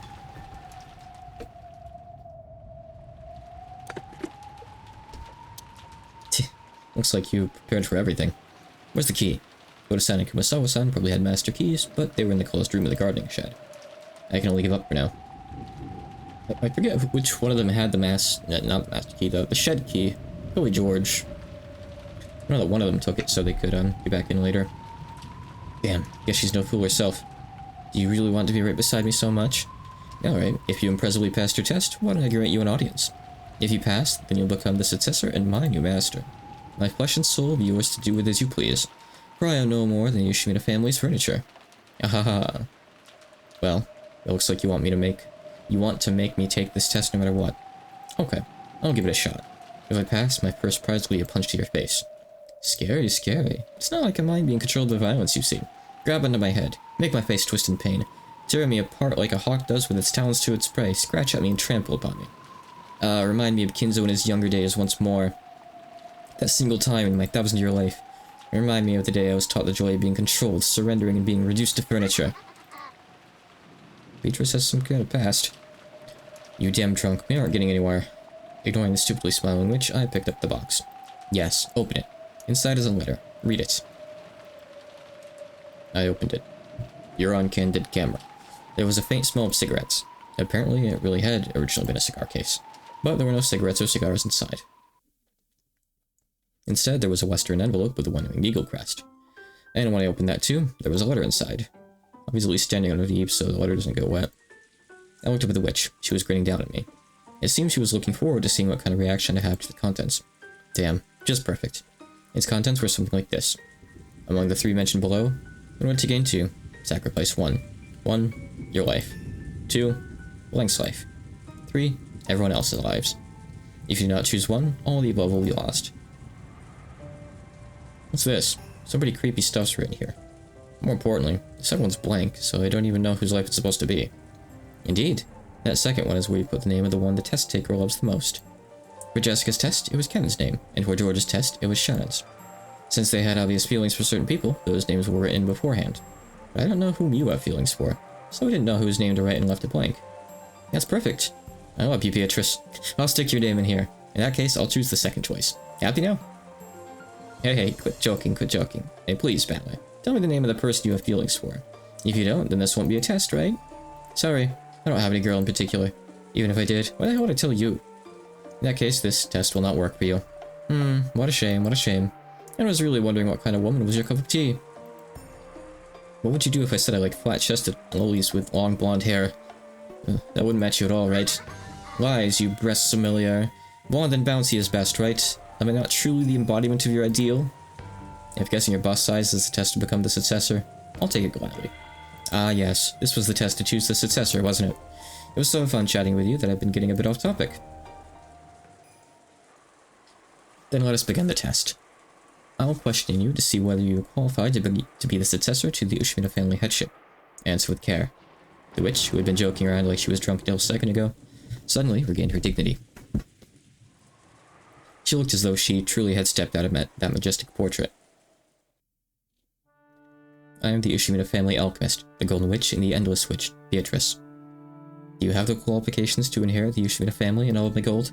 That is what I will test. State your name. Ushimina Battler. When faced with a dignity you wouldn't have imagined from her appearance a short while ago, I answered without any hesitation. And from that, yes, I see. I can tell why she is worthy of calling herself the true queen of this island. Very well, Ushimina Battler. However, for these 6 years, you have thrown away that Ushimina name, have you not? Why was that? Because I ran out of love for that old bastard. I know. It's because you felt that your father's remarriage disgraced the death of your mother, whom you respected, yes? I see. You have no blood relation to your new mother whatsoever. It's not as though I can't understand why you'd be unable to accept that mother. However, no matter whom your father remarried, that wouldn't change the fact that his blood runs in your veins, correct? What are you trying to say? I can somewhat understand the childishness that led you to resist your father's remarriage, since you wanted him all to yourself. Suddenly getting into a Battler Beatrice therapy session. However, was throwing away the Ushimina name as a means of resistance not a disgrace to your family and blood? You were born and raised Ushimiya, were you not? Do you think you have the right to forget that debt and throw away the Ushimiya name? It's got nothing to do with you. This is between me and Dad. The Ushimiya name does not belong to you and your father alone. That was your childishness. Nothing more than your inability to forgive the fact that your father was stolen away by an unknown woman. Those 6 years during which you threw the Ushimina family register away were a significant period during which you covered the Ushimina family in mud. You know the depths of that sin. Well, sorry I'm so childish. However, even though it occurred around the time of the deaths of your grandparents, I don't think Alcima was a portrait. I don't think so, no. Even though it occurred around the time of the deaths of your grandparents, you did well to return to the Ushimina register. For that, let us give you a chance to be fair about that sin yourself. Now is the time to compensate for your sin of 6 years ago. Come, try to remember. Remember your own sin. Remember that, confess, and repent. That is the test I shall give you.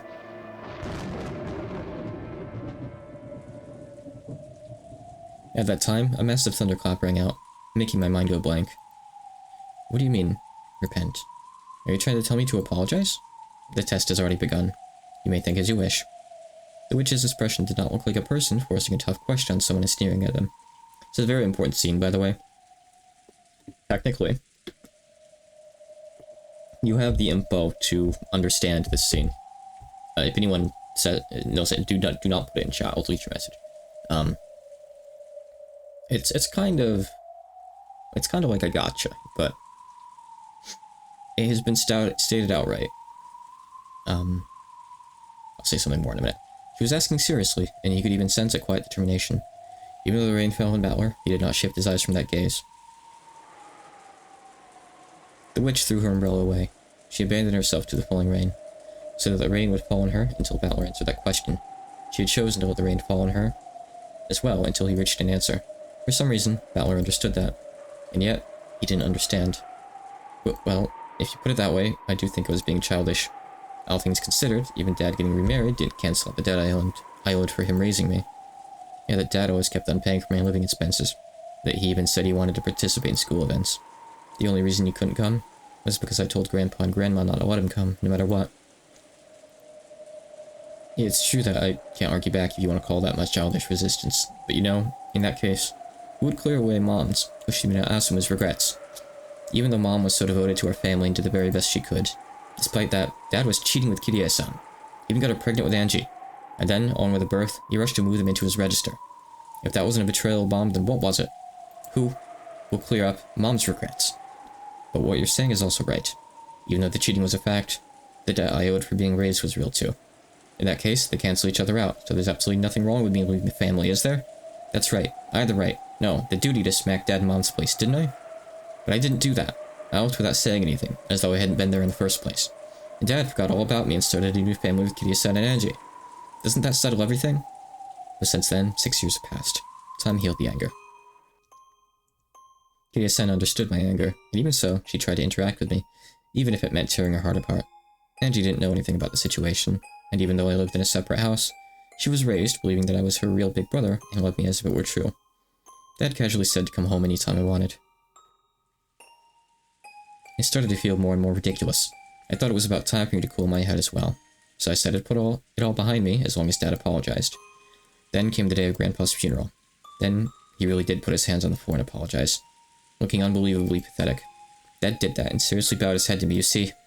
When I saw that, it felt like it'd be stupid to keep it up any longer. I'm sure Mom thought the same thing. Every time Dad and I fought, Mom would always laugh and mediate for us. Oh, were you fighting over something that silly? Is what she'd say. I could feel Mom saying that and laughing. So, though I couldn't actually say I'd forgive him, I thought it might be okay to start over again from square one. So I decided to wind everything back to how it was 6 years ago. Then, I returned to the Ushimita family register. I also cried, raged, and worried for a whole 6 years. It might have been the same for Dad and for my dead mom. Maybe even for Kirie-san and Angie. So we went back to square one, and I returned to being Ushimita Battler. That's my immediate family's problem. It has nothing to do with the Ushimita family. You have no right to judge that as a sin, and I have no obligation to show repentance to you. If there's anyone I should have done that for, you've already killed them. So I won't apologize for anything. I won't repent. That's my answer for this test.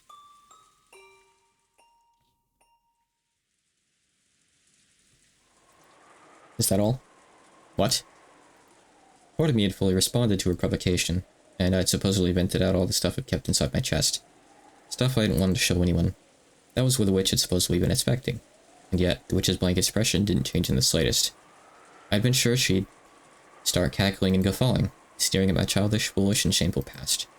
But to the contrary, I could feel a sense of disgust about her. Something you could almost call disappointment. What do you mean, is that all? I exposed everything about me, right? What more could you want? That still isn't enough to clear away your sins. Clear away? What the hell? You ask me to prostrate myself right here and apologize like Dad did? That's not it.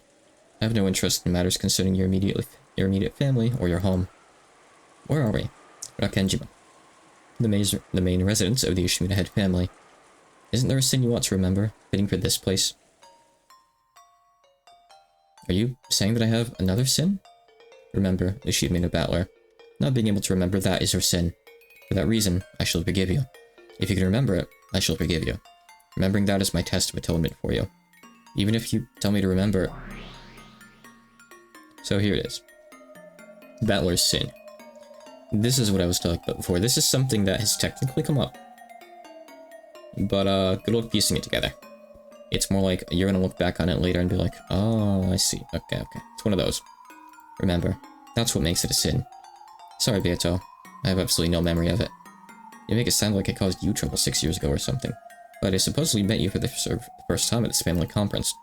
It's true that your legend also existed 6 years ago, but I shouldn't have been acquainted with you. Naturally, on Rakenjima 6 years ago, I had not yet materialized. And what kind of sin are you saying I have? Are you saying I've sinned against you somehow? Don't make me say the same thing twice. I had not materialized 6 years ago. There was no way for me to become acquainted with you. In the world that you are, it was as though I didn't exist. Be it those cold eyes, felt as though they were pursuing some kind of sin. At a glance, it felt as though she still hated me for something I'd done to her, and that she blamed me for it. However, I naturally didn't have a clue, and Beato had said it herself. 6 years ago, there was no link between us. 6 years ago, no person called Beatrice existed for me. Don't ask where that red comes from, but it's red. At least give me a hint. Does this sin have anything to do with you and me? I had no connection to you 6 years ago. Remove me from your thoughts already.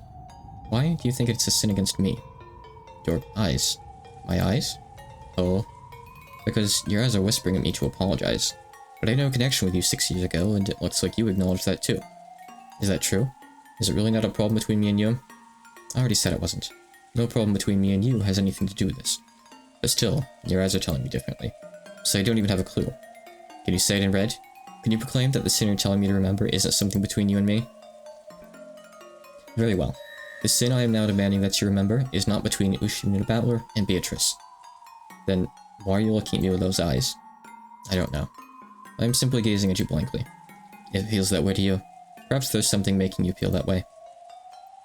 What kind of sin are you saying I have? Ushimura the Battler has a sin. And I'm asking you what kind. I'll bet it's just some trivial sin like hitting someone or tricking someone. Because of your sin, people die. A liar. I've never killed anyone. Then say it. Who did I kill?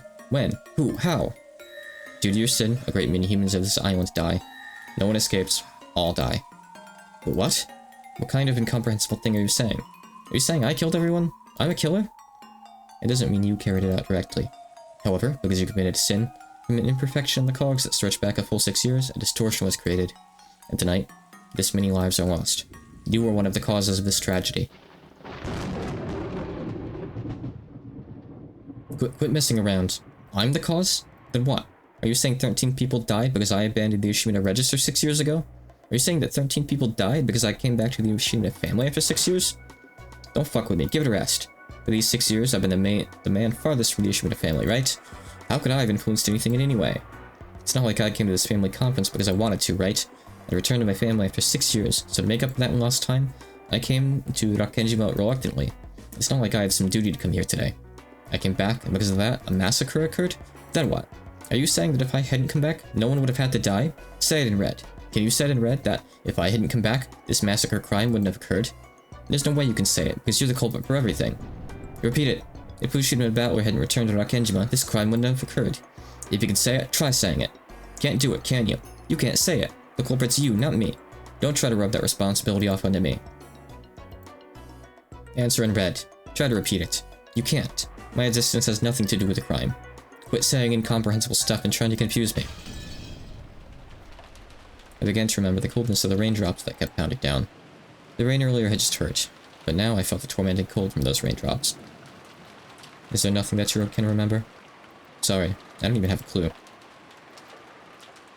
Hey, I'm starting to get a little pissed off. If there's something you want to say, then say it. If you have a grudge against me, you just have to say it out loud.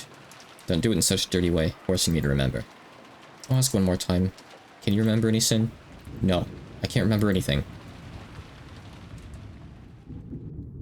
It's a hell of a line to say while doing the Ace Attorney pose. I can't remember anything.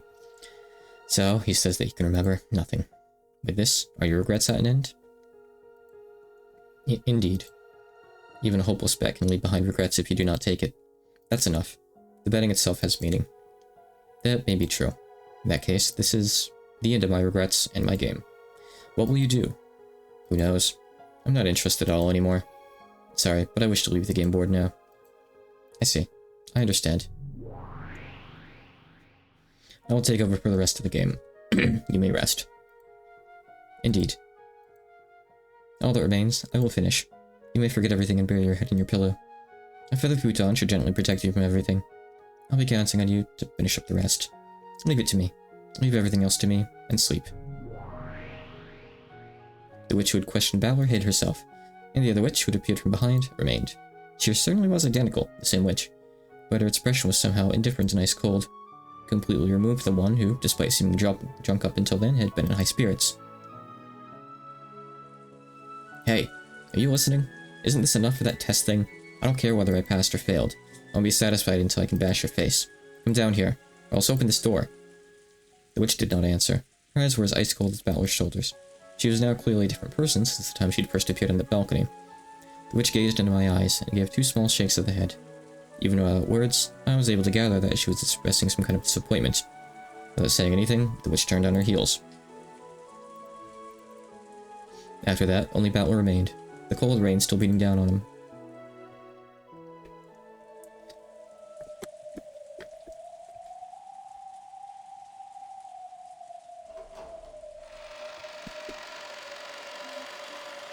Things are certainly happening. The study was in the middle of a lively party. It seemed that Gap was making fun of Virgilia, having tripped her up in some stupid way. They were spitting Leolia and Gap to each other. With this as a sideshow, Kenzo and Runaway had opened a new bottle. Oh, you're back. How were the results of Battler's test? Maria's test got passing marks with no complaints, you see? I've despised her as a little girl. But see? Why? Oh my, not bad. Wahaha. Seemed like Kenzo was dead drunk. Facing Beato, who had returned, he laughed with the same level of tension as the time they left for the tests. However, Runaway and Virgilia instantly noticed the change in enthusiasm. Gap also froze her expression and went silent. What is it, Beatrice, my beloved witch? Not enough to drink? Not enough on the side? Let's pour it all over a cow or something and roast it whole. Oh, not bad. Runaway, prepare one right away. Beatrice, let's leave the results of Battler's test for later. Why don't we have a toast with spare rib burst? Roast yourself whole. What? The witch who had spoken bluntly. Is there CG for this, by the way? Oh no. Coldly passed by Kenzo's side as he doubled over, laughing in a great mood. Then, behind the witch's back, the old summoner's body suddenly went up in flames. Yeah, well, why? As crimson flames spat from his eyes, mouth, nose, every hole in his body, Kenzo rolled around. Even though it was a terrible hellfire, it didn't burn anything except Kenzo. Kenzo didn't have a clue what was going on. And unable to understand why Beatrice, who had been in such a good mood, had suddenly turned so cold, he rolled around. The dancing silhouettes of the witch and demons, created by that massive rolling torch, looked like a group of excited spectators around it burning at the stake. Yeah, I remember being shown in the anime. However, the eyes of the demons who watched over it were indifferent. When Kenzo finally stopped moving, the fire disappeared, leaving a pitch-black corpse. The inside of the room was commanded by the stillness of the sound of the rain. What's happened, my lady? I've gotten over my excitement. Clean up those bothersome cinders. Beatrice's expression was unbelievably indifferent. Yeah, I'm not surprised that there is. Let's see. Yeah, sure, I can show that. Bop.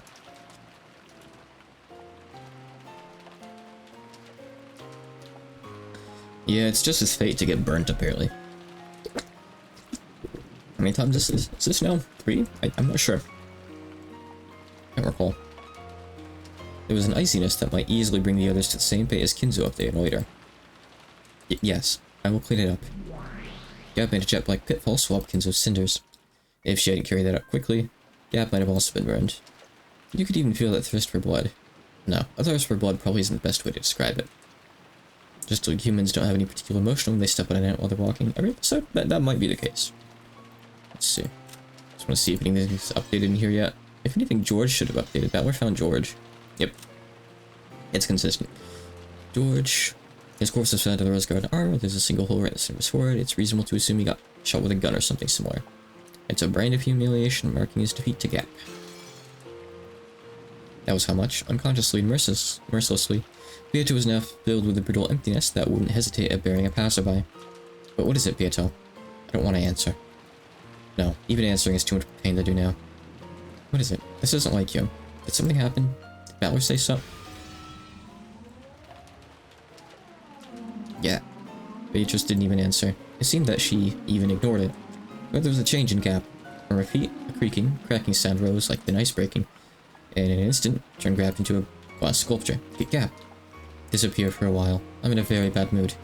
Beatrice spoke that in a shrilly cold voice, which could freeze the heart just by hearing it.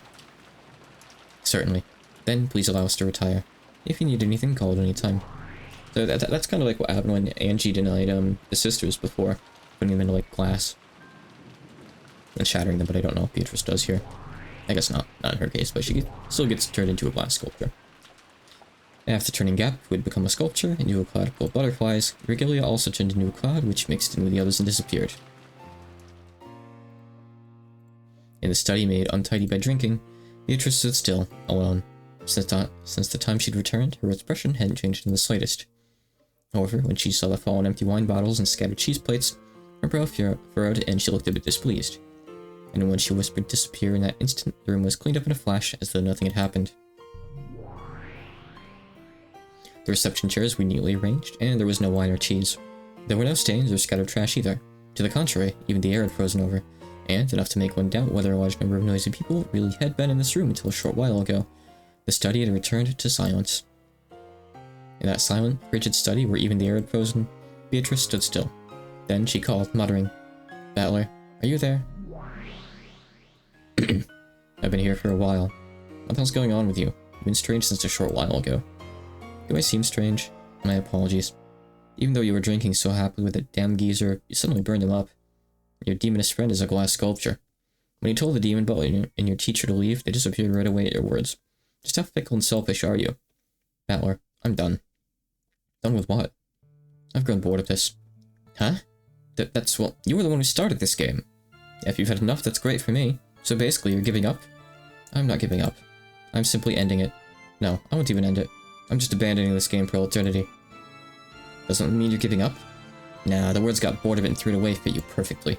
"That is correct. I grew bored of it, and I'm throwing it away. I don't care what happens next. It can remain abandoned and gather dust as much as you like." She's pulling a Sans. "What's going on with you? You've been kinda hard to deal with since a short while ago. Are these still the after effects of that incomprehensible test from earlier? If you've got a grudge, all you have to do is say so clearly. You said and read that it has nothing to do with you, but that's gotta be a play on words, right? It's written all over your face. You have a grudge against me. How many times will I have to say I have no grudge against you before you'll understand? At the time you committed your sin, I did not exist." As Beato spoke with an offended expression, her face twisted to look even more displeased. Fickle, inconsistent, moody, temperamental, selfish and simple-minded and cruel. But even so, she hadn't shown an expression as strange as this one even once until now. "Well, you were the one who provoked me into this game. I'm a bit let down that it wasn't resolved, but feel free to invite me again if you feel like it. When that happens, I'll need to politely refuse, okay?" He intentionally spoke in a mocking tone, but Beato showed no reaction. Battler hung his head and clicked his tongue. He circled around October 4th and 5th over and over again, but I finally had just about enough of this role. This way, the boat will come tomorrow. That's right, and then the seagulls will return to the harbor. I'll finally be able to hear Rakenjima's signature nya-nya cries. After all, maybe because of the weather, they weren't there at all when I came to the island. When the seagulls cry, everything will end, I guess. No, I don't think that's how the phrase goes, Battler. All done. The end. All's well that ends well. What a relief. Exactly what is it that you're misunderstanding? What'd you say? I said that nothing would end. With this, everything will be abandoned. The game will be forgotten, and the pieces on the board will be abandoned as they lay. There'll be no advancing or returning, no taking and being taken. No victory, no defeat, not even a tie. Just abandoned. Doesn't that mean it's over? Wrong. On my turn, the game will stop for all eternity. Your turn will not come. So there will be no victory, no defeat, nor tie. In the past, I couldn't let you do that. After all, one of my goals was winning against you. However, I've lost interest, so there is no longer any point in making moves any longer. What do you mean by my turn not coming? I thought that Beato getting tired of the game meant I'd be released, and that I'd be able to escape Rakenjima. But for some reason, Beato's repeated words about the difference between abandoning the game and settling it caught my attention. Just what is it she's been saying, and why the bad mood? At that time, I suddenly heard a voice from behind me. When I turned around, there was someone I thought I might or might not remember from somewhere. A mysterious girl with no light in her eyes was standing there. What this kid's saying goes something like this. She means putting the lid in this game and leaving the pieces as they are. The game will be locked away for all eternity without ending. The only way for you to return to your original world is to win against Beato. So if Beato abandons the game, get it? Suddenly, in a different place, was a girl wearing a bright pink dress. I had a feeling I'd met her somewhere too, but I couldn't remember. More important was the meaning of her words. If the game is abandoned, then... Huh? That's right. A match won't be resolved unless enemies and allies meet. It would mean that you'd never be able to win and escape from this world for all eternity. What it comes down to, I guess, is something like taking the key to the cage that you're locked in, fastening it to the collar of a pigeon or something, and letting it fly. This isn't funny, Beato. We didn't come this far to watch such a boring game. Calling it a day like this is no joke. I agree with Lambda. I came here to make Battler win and to make you writhe in defeat. I still haven't achieved that goal. I won't stand for you abandoning the game at a time like this and running away. I acknowledge that it would mean the curtain call for a game that disappoints you ladies. However, I, the host of this tea party, am fickle. Once it's lost its fun, I know no way of entertaining. I believe that's been my witch-like way of doing things from the very beginning. There are no problems, yes? Certainly. I won't go against your creed. I won't accept it. Quit fooling around. Just how much do you think I've supported you? You think I'd be okay with all that after all this preparation? Don't mess with me. I'm saying that I've tired of it. Nothing more, nothing less. That's not gonna fly. We'll have you continue this game. You want to win against Battler, right? You want to win and make him surrender, right? You're almost there, aren't you? Am I right? Don't ask me that. But I have an opinion too. Let me say it. Watch. This is a fight you picked. I'm prepared to settle this once and for all. I've come close to surrendering many times, but I've never had any intention of escaping partway through, leaving the match undecided. Since I'm here, showing the will to fight, you'd better not run away, Beatrice. I agree. Angie's here too. Gretel. Getting Battler involved and then leaving without giving him victory or defeat is just too irresponsible. Suddenly, even Gretel was there, and everyone was calling Beato irresponsible. Oh, it seems I'm mostly being called irresponsible because Battler will, as my opponent, be stuck. In that case, Battler, will you step down from being an opponent, as I shall? That way, I will have done nothing worthy of criticism. If I step down, will I be able to leave Dakenjima? There's no chance he'll be able to leave. Just be covered in dust and let it pile up on your shoulders. Quit fooling around. What an irresponsible person. You've killed such a large number of people. On top of that, using a witch's power, you've done it over and over. Killing in gruesome ways. I definitely won't let you escape without taking responsibility. Responsibility? Oh, what is that I should do to take this so-called responsibility? Fight until a resolution is reached. Battler will sit in the chair across from you, never giving up and fighting until it beats you. So you two fight until you're defeated. If you don't like that, try to defeat Battler. I won't forgive you if you leave everything unresolved and abandon Battler in this chair, locking him up and never letting him return. I won't forgive you. Gretel. To be perfectly honest, I don't really understand from what standpoint Gretel was trying to save me. But in her words, I could feel a strong determination to save me from this insane game world no matter what.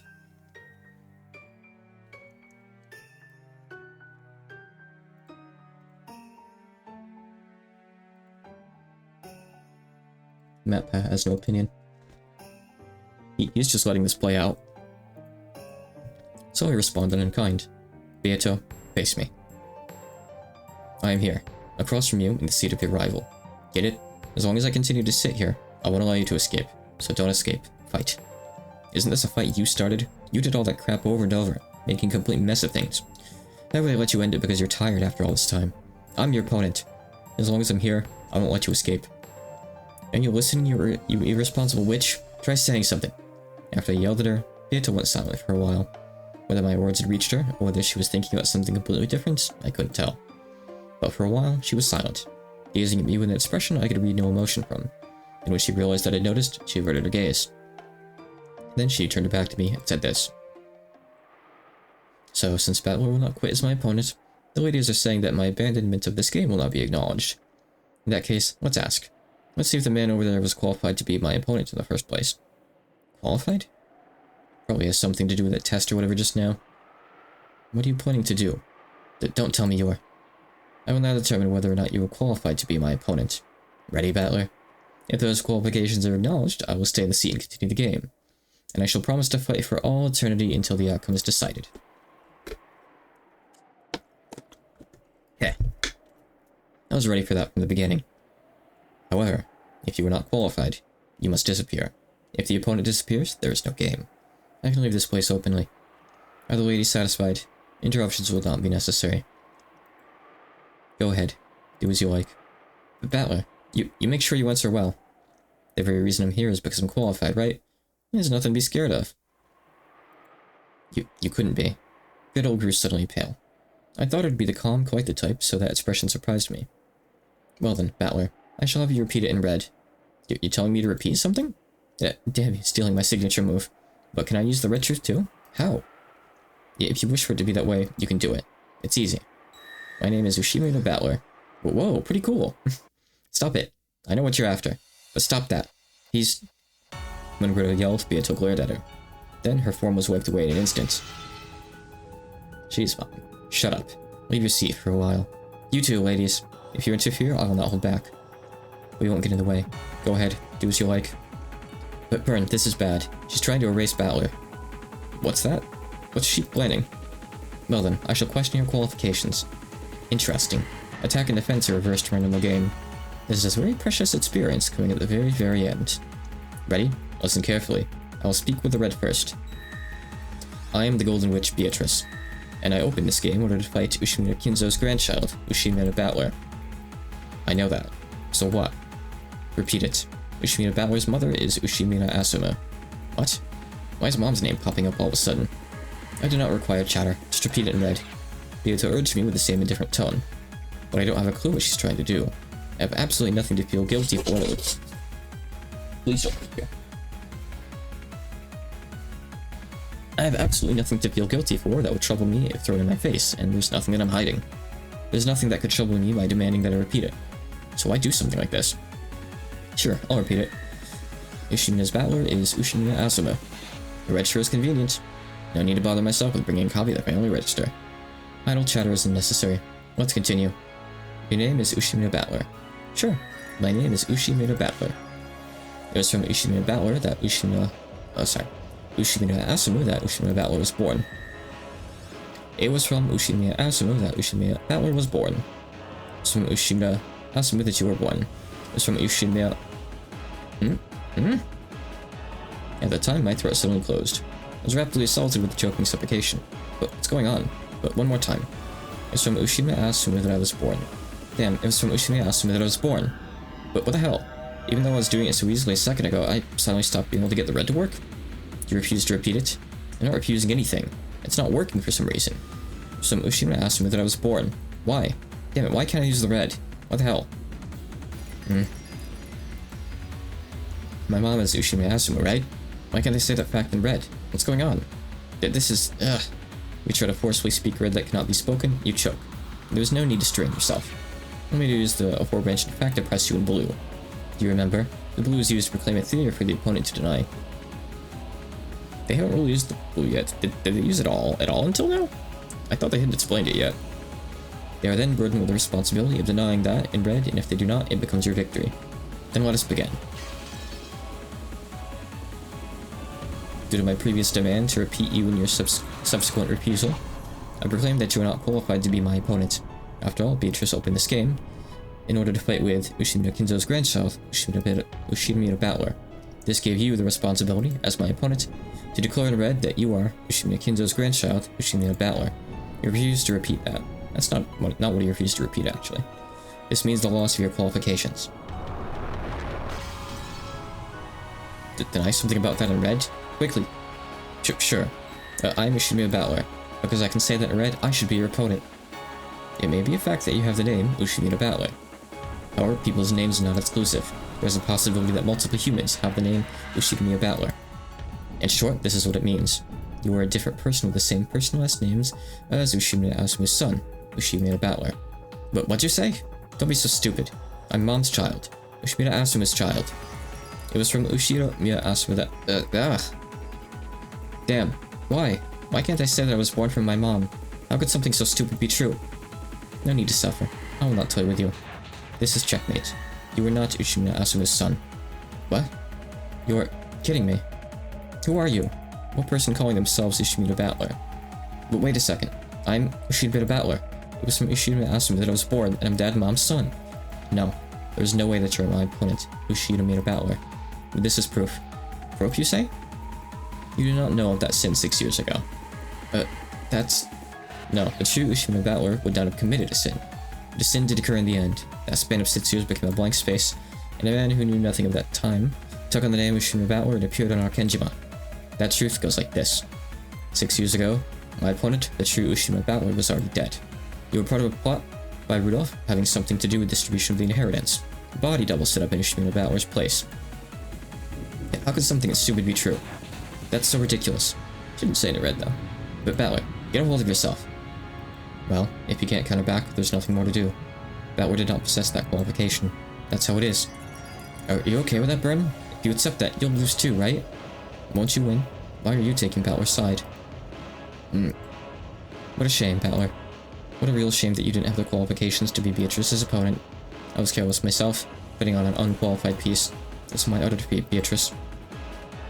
There's no victory or defeat. The opponent will simply disappear. Or perhaps I should say that he was never there to begin with. But then, who am I? Am I not Dad and Mom's kid? Who am I? What am I? I'm not Mom's kid, then what are you saying? I'm a kid they picked up somewhere like a stray cat? If that is the case, it would mean that you do not share Kinzo's blood. Either way, you are not qualified to compete in this game. You're kidding me. You're kidding me. Enough. In the very beginning, I was faintly aware of the possibility that you weren't Ushimi Battler. So I had to question you. I had to ask about something the real Battler would have known. What a shame. I even bet on the 1 in a quadrillion chance of a miracle that you might really be Ushimi Battler. But it seems you really are a different person with the same first and last names. Who would have that terrible naming taste besides Kinzo? So not Kinzo, Rudolph. Because he got it, Kinzo. Bit by bit, Battler's swarm began to be clouded in darkness. No, maybe it was the other way around. The whole world was clouded in darkness, leaving only Battler. Battler was down on all fours, hanging his head and repeatedly questioning himself. However, he was not given an answer. In the world stained with darkness, Beato spoke something and the Delta ran up to him, yelling something very quickly. But it already seemed very far away, and it didn't reach Battler's ears. Then he, not knowing who himself was, erased himself. What does any of this mean? It's complicated. Battler. Ah!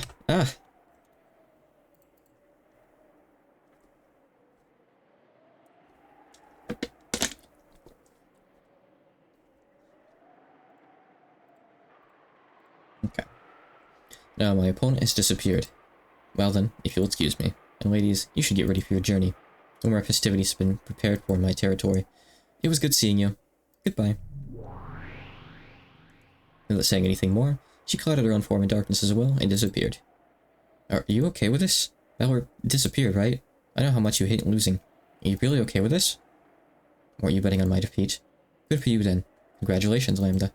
Let's meet again in some other world, okay? Well, this is a world of endless fragments. The chances of us having some connection again somewhere are probably less than 1 in a quadrillion.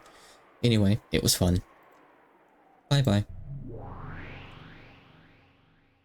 Wait up, Baron. Chasing after Baron Costello, who disappeared first, and the Delta disappeared as well. After that, everyone was gone, and the study was now completely empty.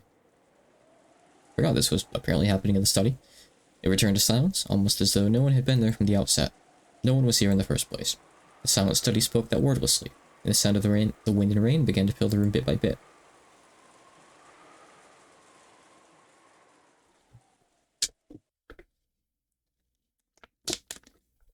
Only gonna go on a little longer. Trying to come up with like a good place to end this. In a world where everything had sunk into darkness, Beato questioned herself. As I thought, from the very beginning, magic should only have been used within merged sorcery. Seems so. I also thought that with Angie. The Witches' Alliance is you and I. It started with those two. Including other people was our first mistake. It's just so fun. We wanted to add someone close to us into that circle. And we wished that the Witches' Alliance would get really large, that everyone would be able to use fun magic together, and that we'd all be happy. However, only you and I were able to understand magic after all. We're the only two witches in this world who were brought together by a miracle. And now, as long as I have Beato, I don't need anyone else. Me too. As long as you're here, I don't need anyone else anymore. In the very first moment that marriage sorcery was formed, it was already complete. That is so. That is truly so. Yeah, there's still a decent chunk left. It was once a witches' alliance to make everyone happy together with magic. I wonder when it got this screwed up. What did I want to do when I started this game? I can't really remember even that. No, I may remember, but that's a feeling I wish to throw away to the far side of oblivion. It's okay.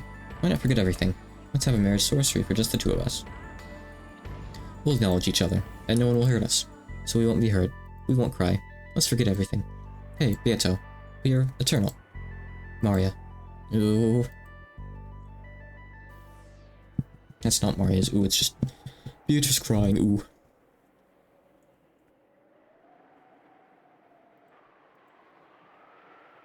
Let's see what comes up next, but that's probably gonna be where I stop today. It was a heck of a session after all.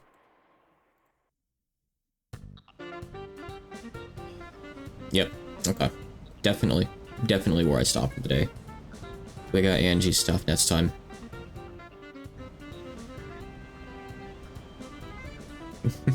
Turn that off. Turn that horrible music off. Alright then.